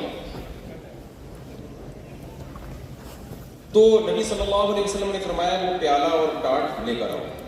वो लेकर आए। आपने फरमाया कौन इसे खरीदेगा? नीलाम किया, बोली लगाई, लोग बैठे हुए थे। एक निकाह में 1 दिरहम में ये खरीदने के लिए तैयार है। नबी ने फरमाया कौन है मैं यश्तरी बि अक्सर मिन हादा, जो इससे ज्यादा में लेना चाहता है। भाई जो सेलर है उसकी तो ख्वाहिश होती है ना, मेरी प्रोडक्ट की जो ज्यादा कीमत लगाएगा मैं उसको बेचूंगा। एक निकाह में 2 दिरहम में लूंगा, 2 से ज्यादा उसकी कीमत नहीं लगी तो नबी सल्लल्लाहु अलैहि वसल्लम ने वो 2 दिरहम में वो टाट और प्याला उस शख्स को फरोख्त किया। और जिसका टाट और प्याला था, जो भिखारी था, उसे वो 2 दिरहम आप सल्लल्लाहु अलैहि वसल्लम ने पकड़ा दिए और फरमाया जाओ इससे कुल्हाड़ी लेकर आओ। वो शख्स गया और कुल्हाड़ी खरीदी और नबी सल्लल्लाहु अलैहि वसल्लम ने वो दस्ता उस कुल्हाड़ी में अपने हाथों से दाखिल किया और फरमाया जाओ जाके जंगल से लकड़ियां काटो और ये लकड़ियां काट के बेचो। 15 दिन तक वो शख्स यही कुछ करता रहा, उसी से बेच के जो उसको प्रॉफिट होता, 2 टाइम के खाने का इंतजाम करता। 15 दिन के बाद वो कई दिरहम का मालिक था। उसने वो टाट भी खरीद लिया, वो चटाई भी खरीद ली, खाना भी खरीद लिया, और सबसे बड़ी बात जो उसके अंदर एक स्किल पैदा हुई, कमाने की एक हुनर पैदा हुआ, ये सबसे बड़ी चीज है। उसके बाद आप सल्लल्लाहु अलैहि वसल्लम ने फरमाया कि क़यामत के दिन तुम में कोई शख्स अल्लाह के पास इस तरह से आए कि उसके चेहरे पे भीख का दाग हो। जो मांगना है ना, ये एक दाग है जो आपके चेहरे पे निशान छोड़ जाता है, आपको रुस्वा कर देता है लोगों के सामने। तो आप सल्लल्लाहु अलैहि वसल्लम ने फरमाया ये भीख का दाग क़यामत के दिन तुम्हारे चेहरे पे हो, इससे बेहतर है कि तुम कोई काम करो और कमाओ। मैंने जो ये हदीस सुनाई है, ये वाकया बताने के लिए नहीं। सोचिए, जब कोई शख्स भिखारी बनता है वो शख्स जलील होता है, जब कोई कौम भिखारी बनती है तो वो कौम जलील होती है, जब कोई स्टेट और रियासत और कंट्री भिखारी बनता है तो वो स्टेट, रियासत और कंट्री जलील होता है। आज पूरी दुनिया में एज ए पाकिस्तानी जो हमारा इमेज है वो खिलाने वाला नहीं है बल्कि खाने वाला है। एक जमाने में हमने जर्मनी को कर्जा दिया, अब लतीफा लगता है ये, हम कहते हैं ना जर्मनी ने हमसे कर्जा मांगा, 50s की बात है। अब ये बातें हम अपनी नई जनरेशन को बताएंगे तो वो समझेंगे ये लतीफे सुना रहे हैं, पाकिस्तान कर्जा दे रहा था। आज जो सियासी लीडर आता है, जो वजीर आजम, जो भी आएगा, सबसे उसकी कामयाब लीडर उसको समझा जाता है जो IMF से ज्यादा कर्जा पास करा दिया। तो हमें बहुत मायूसी इन हालात में, और अब जो मौजूदा हालात चल रहे हैं उनमें तो कोई उम्मीद की किरण नजर नहीं आ रही थी। लेकिन अल्हम्दुलिल्लाह यहाँ आके अंदाजा हुआ। मैं अपनी तकरीरों में एक बात हमेशा से कहता रहा हूँ कि पाकिस्तान में आप कभी भी गवर्नमेंट पे डिपेंड ना करें, खुद कमाओ खुद खाओ वाली पॉलिसी पे जो चलेगा वो यहाँ सरवाइव कर सकेगा, बल्कि कंट्री को भी चलाएगा। तो आज अल्हम्दुलिल्लाह इस इवेंट में हमें अंदाजा हुआ कि अल्हम्दुलिल्लाह बड़ी तादाद में ऐसे स्पीकर्स पैदा हो चुके हैं जो प्रैक्टिकल करके, जो कमा के आपको बता रहे हैं कि आप भी ऐसे कमा सकते हैं। तो पहली बात तो ये मेरा ख्याल है क्लियर हो जानी चाहिए कि हमें हमारी शरीयत ने भिखारी बनने से रोका है और कमाने की तरगीब दी है। शादियों के भी मैं आऊंगा जरा आखिर में। किसने बुलाया था और ये क्या खाने लेके बढ़ गए आखिर में? तो आखिर में उस टॉपिक पर वो बोर हो रहे हैं, मुझे पता है, वो किसी ने छूट नहीं दी। दूसरी बात ये कि आपकी सोर्स ऑफ इनकम क्या होनी चाहिए, इसके बारे में इस्लाम क्या हमें गाइडेंस इस्लाम में क्या है? कमाने के 20 तरीके। नबी सल्लल्लाहु अलैहि वसल्लम ने इरशाद फरमाया, रिवायत में है कि अल्लाह ताला ने मेरी उम्मत के 10 हिस्सों में से 9 हिस्से रोजी बिजनेस में और तिजारत में रखी है। इस्लाम मुलाजमत को एप्रिशिएट नहीं करता, इस्लाम एप्रिशिएट करता है तिजारत को। कुरान मजीद में जहां भी अल्लाह ने रिज़्क़ को अपनी नेमत के तौर पे बयान किया है तो तिजारत का तज़किरा किया है। कई आयतें, मैं चंद आयतें एक मिसाल के तौर पर आपके सामने पेश करता हूँ। 30वें पारे की मशहूर सूरत है लिइलाफि कुरैश इलाफिहिम रिहलतश शिताई वस्सैफ। अल्लाह ने फरमाया मक्का वालों को अल्लाह का शुक्र अदा करना चाहिए। किस बात पे? कि ये कारोबार के लिए 2 सफ़र करते हैं, रिहलतश शिताई वस्सैफ। ये बिजनेस साल में 2 दफ़ा करते हैं, सर्दियों में भी और गर्मियों में भी। इस नेमत पर इनको अल्लाह का शुक्र अदा करना चाहिए। सूरह मुज़म्मिल आपने पढ़ी होगी। इस्लाम में जो शुरू में जो सूरतें नाजिल हुई हैं उनमें से एक सूरह मुज़म्मिल है। आजकल रिश्तों में रुकावट के लिए सूरह मुज़म्मिल पढ़ी जाती है, हालांकि उसमें कोई शादी वादी का तस्करा ही नहीं। उसमें जो करने के काम है वो तहज्जुद है, जिहाद है, और तीसरे नंबर पे बिजनेस है, तिजारत है। वाखरून यग़लिबून फिल अर्ज़। सहाबा किराम पूरी रात तहज्जुद पढ़ा करते थे। अल्लाह ने फरमाया पूरी रात तहज्जुद मत पढ़ो। क्यों? तुम्हें दिन में तिजारत भी करनी है। यग़लिबून फिल अर्ज़, मुज़ारबा किसे कहते हैं? एक आदमी का पैसा हो, दूसरे की मेहनत हो, और प्रॉफिट को दोनों परसेंटेज के हिसाब से शेयर करें। पूरा रुकू अल्लाह ने सूरह मुज़म्मिल का इस मुज़ारबत पे नाजिल किया।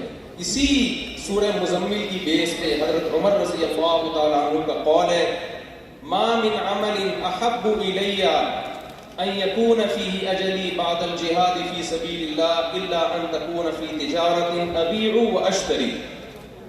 फरमाते हैं मैं चाहता हूं अगर मेरी हर शख्स में मरना है, किस कंडीशन में, किस हालत में हमारी मौत हो, हमें हर शख्स चाहता है अच्छी हालत में मौत आए। आप में से कोई चाहता है सिनेमा घर में फिल्म देख रहा हो और अच्छा सा गाना चल रहा हो और मर जाऊं मैं? कोई चाहता है ऐसा? या सिगरेट पी रहा हो, सुट्टे लगा रहा हो, इसी दौरान मौत आ जाए? मेरा ख्याल है चाहते हैं शायद। चरसियों के साथ बैठे हुए मौत आ जाए। तो चाहता है हमें रिश्वत लेते हुए मौत आ जाए। हजरत उमर फरमाते हैं कि मुझे सबसे ज्यादा जो मौत महबूब है ना 2 रास्तों में, या तो शहादत मैदान जिहाद में, या मैं तिजारत में हूं और खरीदो फरोख्त के अमल से गुजर रहा हूं।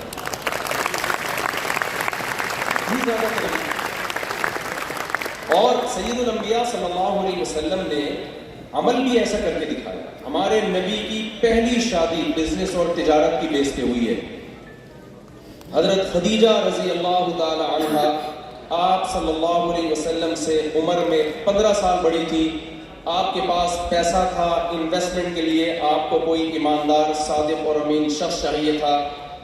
हजरत खदीजा को पता चला कि मोहम्मद सल्लल्लाहु अलैहि वसल्लम सादिक भी हैं, अमीन भी हैं, कारोबार अमानत से, दयानतदारी से करेंगे। तो हजरत खदीजा रजी अल्लाह ताला अन्हा ने इस बेस पे मोहम्मद सल्लल्लाहु अलैहि वसल्लम के निकाह की ऑफर को कबूल किया, और अल्लाह ने सईदुल अंबिया सल्लल्लाहु अलैहि वसल्लम की मस्कनत और गुर्बत को इस तिजारत के बाद ख़त्म किया जो आपने हजरत खदीजा से शादी करके और उनके पैसे को तिजारत में इन्वेस्ट करके जो आपको पैसा मिला, जिसका सूरह वस्सुहा वल्लैलि इज़ा सजा में अल्लाह ने तज़किरा किया है कि ववजदका आइलन फअगना। ए नबी आप गरीब थे, अल्लाह ने आपको निकाह की, अल्लाह ने आपको इस तिजारत की बरकत से और खदीजा से निकाह की बरकत के बाद आपको मालदार कर दिया। इतनी बड़ी दलील है हमारे लिए। तो और इस पर बहुत सारी आयतें हैं। आपको मालूम है बहुत सारे मुल्क जो इस्लाम में दाखिल हुए मुसलमान ताजिरों की वजह से दाखिल हुए। गोरों ने ये बात अपनी तारीखी किताबों में लिखी है। इंडोनेशिया, मलाइशिया और अफ्रीका के बहुत सारे कंट्रीज, यहाँ मुसलमान ताजिर गए और इन्होंने तिजारत के जरिए इन इलाकों पे इनका एक रोब पैदा हुआ। और हमारी जो बदहाली का जरिया बना, जो ईस्ट इंडिया कंपनी जो इंडिया में आई थी, वो भी बिजनेस के जरिए आई थी। तो सबसे पहला पैगाम तो हमें ये मिलता है कि हमारे पास अगर अर्निंग के बहुत सारे तरीके हैं तो हमने उन तरीकों में बिजनेस को दूसरे तरीकों पर तरजीह दी। और मुसलमान हमेशा ताजिर हुआ करते थे। मैं दुनिया में बहुत ट्रैवलिंग की है, मैंने हर तरह के तबके से मैं मिला हूं।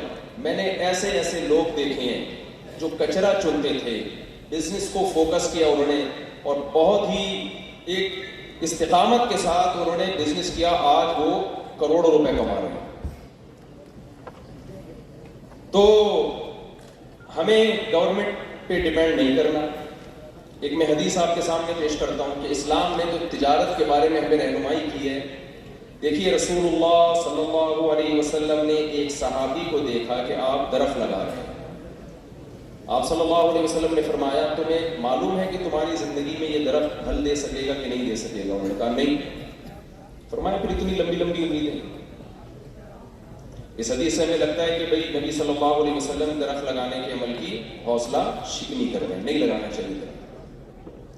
दूसरी हदीस बुखारी मुस्लिम की, आप सल्लल्लाहु अलैहि वसल्लम ने फरमाया कि जिस शख्स ने दरख्त लगाया और अपनी जिंदगी में उससे फल न खा सका, तो मौत के बाद जब तक इंसान तो दूर की बात, चरिंद परिंद और जानवर भी उस दरख्त से फायदा उठाएंगे, अल्लाह इसके अजर को जाया नहीं करेगा। ये सदक़े का अजर इसके आमाल के तराजू में अल्लाह ताला लिखते रहेंगे। तो आप तिजारत सिर्फ अपने लिए ना करें, बाद में आने वाली कौम के लिए, जो बाद में आने वाली नस्ल है उसको स्टेबल करने के लिए। देखें, जब आप एजुकेशन की फील्ड में आगे बढ़ते हैं, यकीनन बढ़ना चाहिए, लेकिन आप कितनी ही बुलंदियों तक पहुंच जाएं, आपकी मौत के बाद आपके बच्चे ऑटोमेटिकली एजुकेटेड नहीं होते। उनको पूरा उसी प्रोसेस से गुजरना पड़ेगा। गुजर गए तो ठीक है, नहीं तो नहीं। लेकिन मैं जब ताजरों से मिलता हूँ, दुनिया में ट्रैवलिंग होती है मेरी, तो मैं कहता हूँ यार तुमने सिर्फ मिठाई के लड्डू से इतना कमा लिया, लड्डू बना के बेच रहे हैं, अरबपति लोग हैं। कह रहे हम 500 साल से लड्डू बना रहे हैं। क्या बना?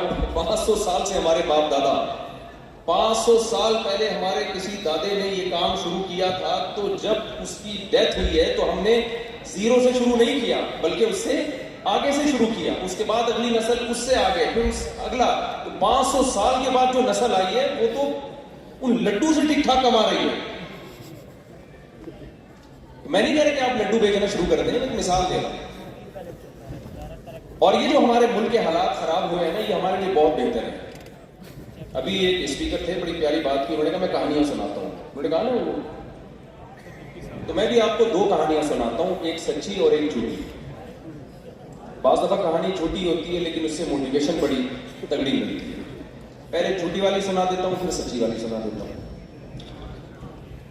झूठी कहानी है कि हमारी दादी हमें किस्से सुनाया करती थी। पहले ज़माने में दादियाँ बड़े ज़बरदस्त एक खुद मोटिवेशनल स्पीकर हुआ करती थी दादियाँ। बच्चों को ना बचपन से, मुझे याद है हम छोटे बच्चे थे तो लड़कियां बैठी हुई ना, ईद के दिन हमारी कज़नें बहनें मेहंदी लगा रही थी, तो हम भी बैठ के बच्चे बैठ जाते मेहंदी लगाने। तो हमारी दादी ने कहा ना ना ना, लड़के मेहंदी नहीं लगाते वरना तलवार नहीं पकड़ सकेंगे, तो वो उनमें जो है ना निस्वानियत पैदा हो जाएगी। तो ये हमने कौन सा कोई बम उठाना था बाद में जाके, लेकिन एक समझाया करती थी कि तुम आदमी हो तो आदमियों वाले काम करो। आजकल तो दादियाँ मार्केट से वैसे ही शॉर्ट हो गई हैं, क्योंकि बच्चे इतनी उम्र के बाद जाके आपकी शादियाँ हो रही हैं, बच्चे इतनी देर से पैदा होते हैं, हमारे दादी बनने से पहले बहुत होता है। तो दादा और दादी वंस अपॉन अ टाइम हुआ करते थे, इसलिए मैं कहता हूँ जल्दी शादी कर लिया करो ताकि दादा दादी जवानी में बन जाओ। तो वो हमें आदम अलैहिस्सलाम का ना वाकया सुनाती थी कि आदम अलैहिस्सलाम को जन्नत से निकाला गया। हम कहते थे बिल्कुल दादी निकाला गया। कहती थी आदम अलैहिस्सलाम को जन्नत में सब चीज़ें फ्री में मिलती थी। ऐसा ही होता है ना, जन्नत में सब कुछ फ्री में। हमने कहा बिल्कुल ऐसा ही होता था। दादी कहती थी जब पता है दुनिया में आए ना वो, तो अल्लाह मियाँ ने कहा दुनिया में फ्री में नहीं मिलेगा, अब आपको यहाँ मेहनत करनी पड़ेगी। छोटे बच्चे दादी से कहानी सुनते थे, अच्छा भाई फिर क्या हुआ? दादी कहती हैं फिर उन्होंने बैल खरीदा, हल चलाया, गंदुम बोया और फिर गंदुम से रोटी बनाई। तो जब रोटी खाने के लिए बैठे तो रोटी पहिया बन के भाग गई। तो ये कहानी, फिर आदम अलैहिस्सलाम उस रोटी के पीछे भागे हैं। हम कहते थे अल्लाह ताला इतनी टेंशन हजरत आदम को क्यों दे रहा था? रोटी पहिया बनी और भाग गई और फिर आदम अलैहिस्सलाम पीछे पीछे भाग रहे हैं। तो दादी कहती थी कि भाई इस दुनिया में लाने का मकसद आदम अलैहिस्सलाम को ये था कि यहाँ फ्री में रोटी नहीं मिलेगी, आखिरी दम तक रोटी के लिए आपको मेहनत करनी पड़ेगी। कहानी झूठी है लेकिन इससे सबक जो मिल रहा है वो सही है या नहीं? खानदानी सबक मिल रहा है कि नहीं मिल रहा? और एक और कहानी मैं आपको सुनाऊंगा, वो सच्ची कहानी है। वो हमारे पड़ोसी एक बड़े बिल्डर हैं, कंधे पे रुमाल रख के घूमते हैं।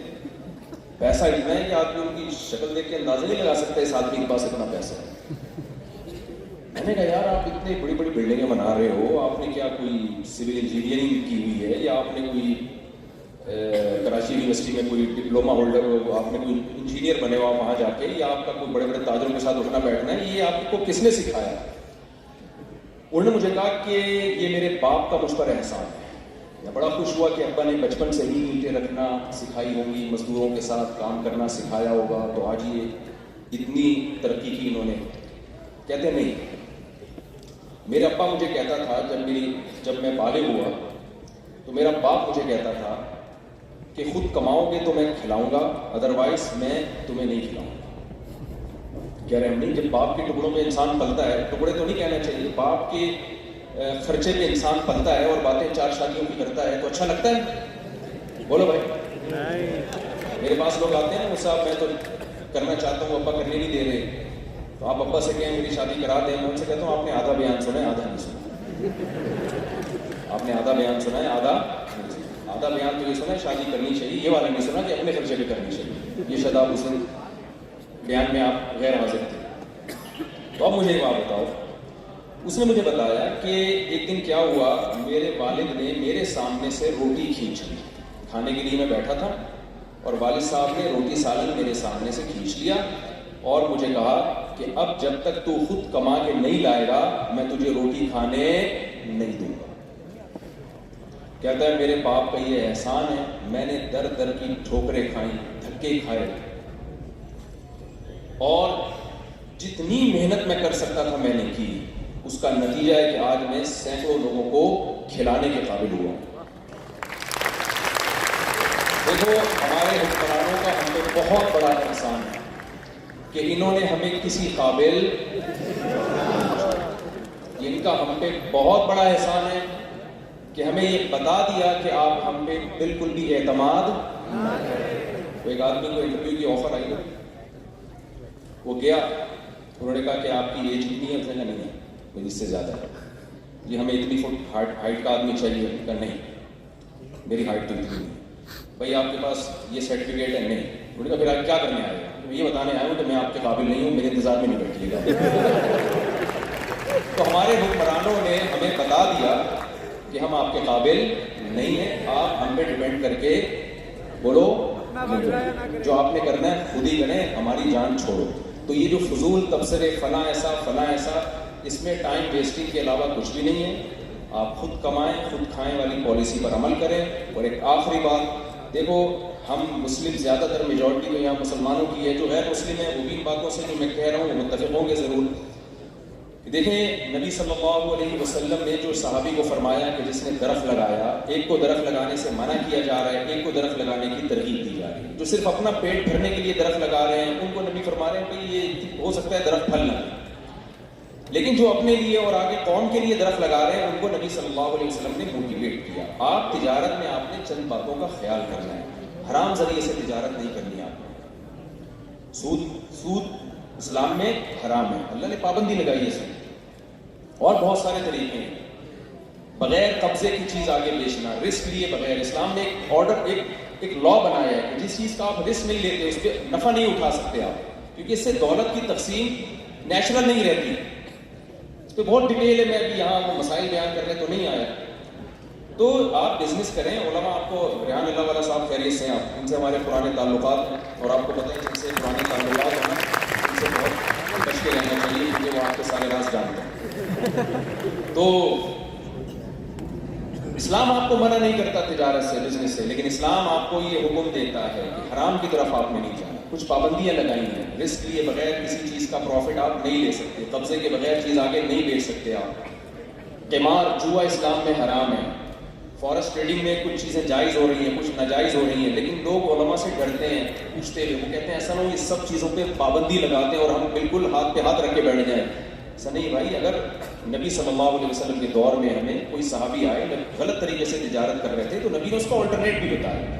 तो उलमा के सर पे सींग नहीं होते, आप तिजारत करें, उलमा से मसाइल पूछें। और एक आखिरी बात जो सच्ची रुचि की आप उसमें मैं उसके बाद मैं एक आखिरी और बात करूंगा, वो ये कि देखें कारून के पास बहुत पैसा था, एक फॉल्ट था उसके अंदर। मूसा अलैहिस्सलाम ने उसको ये नहीं कहा कि तूने पैसा क्यों कमाया, बल्कि मूसा अलैहिस्सलाम ने फरमाया अहसिन कमा अहसन अल्लाहु अलैक, अल्लाह ने तुझ पर एहसान किया। इसका मतलब अल्लाह ने किसी को दौलत दी तो अल्लाह का उस पर एहसान है। लेकिन कारून से मूसा अलैहिस्सलाम ने कहा कमा अहसन अल्लाहु अलैक, जैसे अल्लाह ने तुझ पर एहसान किया है तो अल्लाह की मखलूक पर भी एहसान कर। पैसा आने के बाद अगर आप फिरौन बन रहे हैं, आप अपने बूढ़े माँ बाप को भूल रहे हैं, आप गुरबा मसाकीन का ख्याल नहीं कर रहे, आप अपनी दौलत पे कब्जा करके बैठ गए। कारून से जब कहा गया ना कि गुरबा और मिस्कीनों का ख्याल कर, तो उसने कहा इन्नमा ऊतीतुहु अला इल्मिन इंदी, ये मेरी एफर्ट्स हैं, मेरा दिमाग है जिससे मैंने ये सब कमाया है। ये तकब्बुर आपके अंदर नहीं आना चाहिए। अल्लाह ताला को तवाज़ु पसंद है, अना और तकब्बुर अल्लाह को पसंद नहीं। जब कोई नेमत आपको मिलेगी आपने निस्बत किसकी तरफ करनी है? अल्लाह की तरफ। ये किसका एहसान है भाई? अल्लाह का एहसान है। ये जुमला बोलते हुए भी आज पास लोगों को शर्म आ रही होती है, तो ये बहुत गलत बात है। आपने निस्बत किसकी तरफ करनी है? अल्लाह की तरफ। और जो मैंने वादा किया था, टाइम चूंकि मेरे पास क़यामत तक के लिए नहीं है, इसलिए मैं बस जल्दी से बात को समेट के ख़त्म करता हूँ। ये जो मैंने कहा था ना आखिर में मैं 4 शादियों की बात करूँगा, भाई जेब में जब तक पैसा ना हो इस ज़माने में एक भी नहीं है। हमारे यहाँ मैं भी कभी कभार जिम जाता हूँ तो मैं तो थोड़ा बहुत वेट उठा के निकल आता हूँ, बस थोड़ी सी एनर्जी यूटिलाइज हो जाए, थोड़ी सी जो है वो मोटापा ना आए। लेकिन मैंने वहाँ जिम में जाने वाले लड़कों को देखा है, वो पूरे लासानी के कट्टे नहीं होते कराची में, जो बकरीद के लिए तैयार होते हैं ना बैल, ऐसे तैयार हो रहे हैं, होते जा रहे हैं, फूलते जा रहे हैं, जगह जगह उनके स्पीड ब्रेकर बने हुए हैं। तो वो बात उनमें से कहते हैं लड़कियों को मुतासिर करने के लिए कर रहे हैं, तो भाई लड़कियां इन डोलों से मुतासिर नहीं। आजकल चाहिए अगर आप प्रचार करना चाहते हैं तो आप पैसे कमाएं, तो रिश्ते आपके पीछे पीछे और आप आगे आगे, बल्कि आप कहेंगे क्या सबका ठेका मैंने ही लिया हुआ है। तो अल्लाह ताला आपको जज़ाए खैर दे। सलाम साहब का खास तौर पर शुक्रिया अदा करता हूँ, उन्होंने मुझे इनवाइट किया। सज्जाद साहब ने भी मेरे पास आए स्पेशल, और इस्माइल भाई, सारे हमारे जानने वालों में से आप सब, बहुत शुक्रिया आप लोगों का, बहुत जज़ाए खैर दे आपको। जज़ाकुमुल्लाह खैर।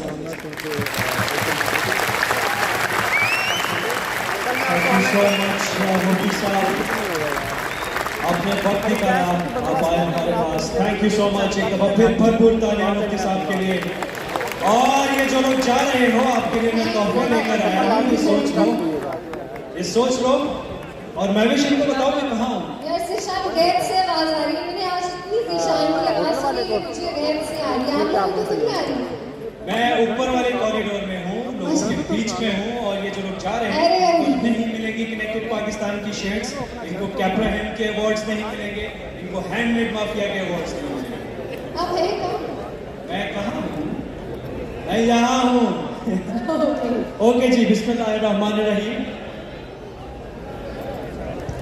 और ये ज़ीशान ने जीवन कनेक्टेड पाकिस्तान कॉन्फ्रेंस 2023 अपनी जगह पे बैठे रहे, अगर रास्ता रोकेंगे ना फिर मेरे लिए बड़ा मुश्किल हो जाएगा, ठीक है?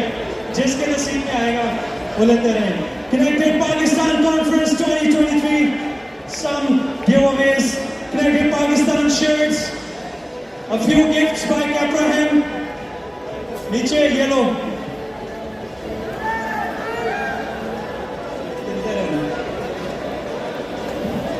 ये connected Pakistan conference 2023।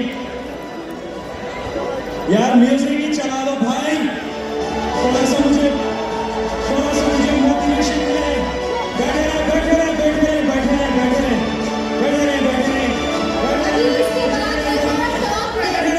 Pakistan conference.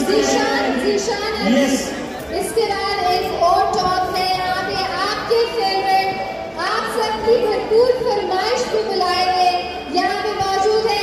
आप लोग सेटल डाउन हो जाए, और सरप्राइज आपके लिए है। और सलाम भाई, कितने सरप्राइजेस हैं आज आप सभी प्लीज यहाँ पे जो बाउंसर्स हैं, ऑर्गेनाइजर्स, प्लीज सेटल डाउन कर लें, क्योंकि अभी हमारी एक बहुत इम्पोर्टेंट टॉक आप सबके फेवरेट यहाँ पे मौजूद है। ज़ीशान, आप जल्दी से अगर नीचे आ जाते हैं तो हम उनको अनाउंस कर देंगे। Yes, one more surprise. One more surprise, Zishan. क्या सरप्राइज है? लेकिन आप सरप्राइज बताइए आप आवाज जल्दी भी चलाने लगाएं। से। सरप्राइज बताइए जल्दी से। सरप्राइज, आप लोग प्लीज सेटल डाउन हो जाए। ये यहाँ पे आगे जितने भी लोग हैं ये सेटल डाउन हो सब लोग जाए। सेट डाउन हो जाए, अभी प्रोग्राम खत्म नहीं हुआ, अभी बहुत कुछ है आपके लिए, प्लीज थोड़ी देर आराम से बैठ जाइए। भवेश, हमारे पास नेक्स्ट स्पीकर कौन है? ये सभी हम अनाउंस करते हैं। आप सब कौन जानता है कि नेक्स्ट स्पीकर कौन है? Any guesses? नेक्स्ट स्पीकर कौन होना चाहिए? कौन होना चाहिए? आज के हमारे नेक्स्ट स्पीकर हैं, आप सब उनको जानते हैं। रैंडम वीडियोस बना के लोगों को मोटिवेट करते हैं, शाउट आउट देते हैं, सोशल मीडिया का पॉजिटिव यूज कैसे करना है ये बताते हैं।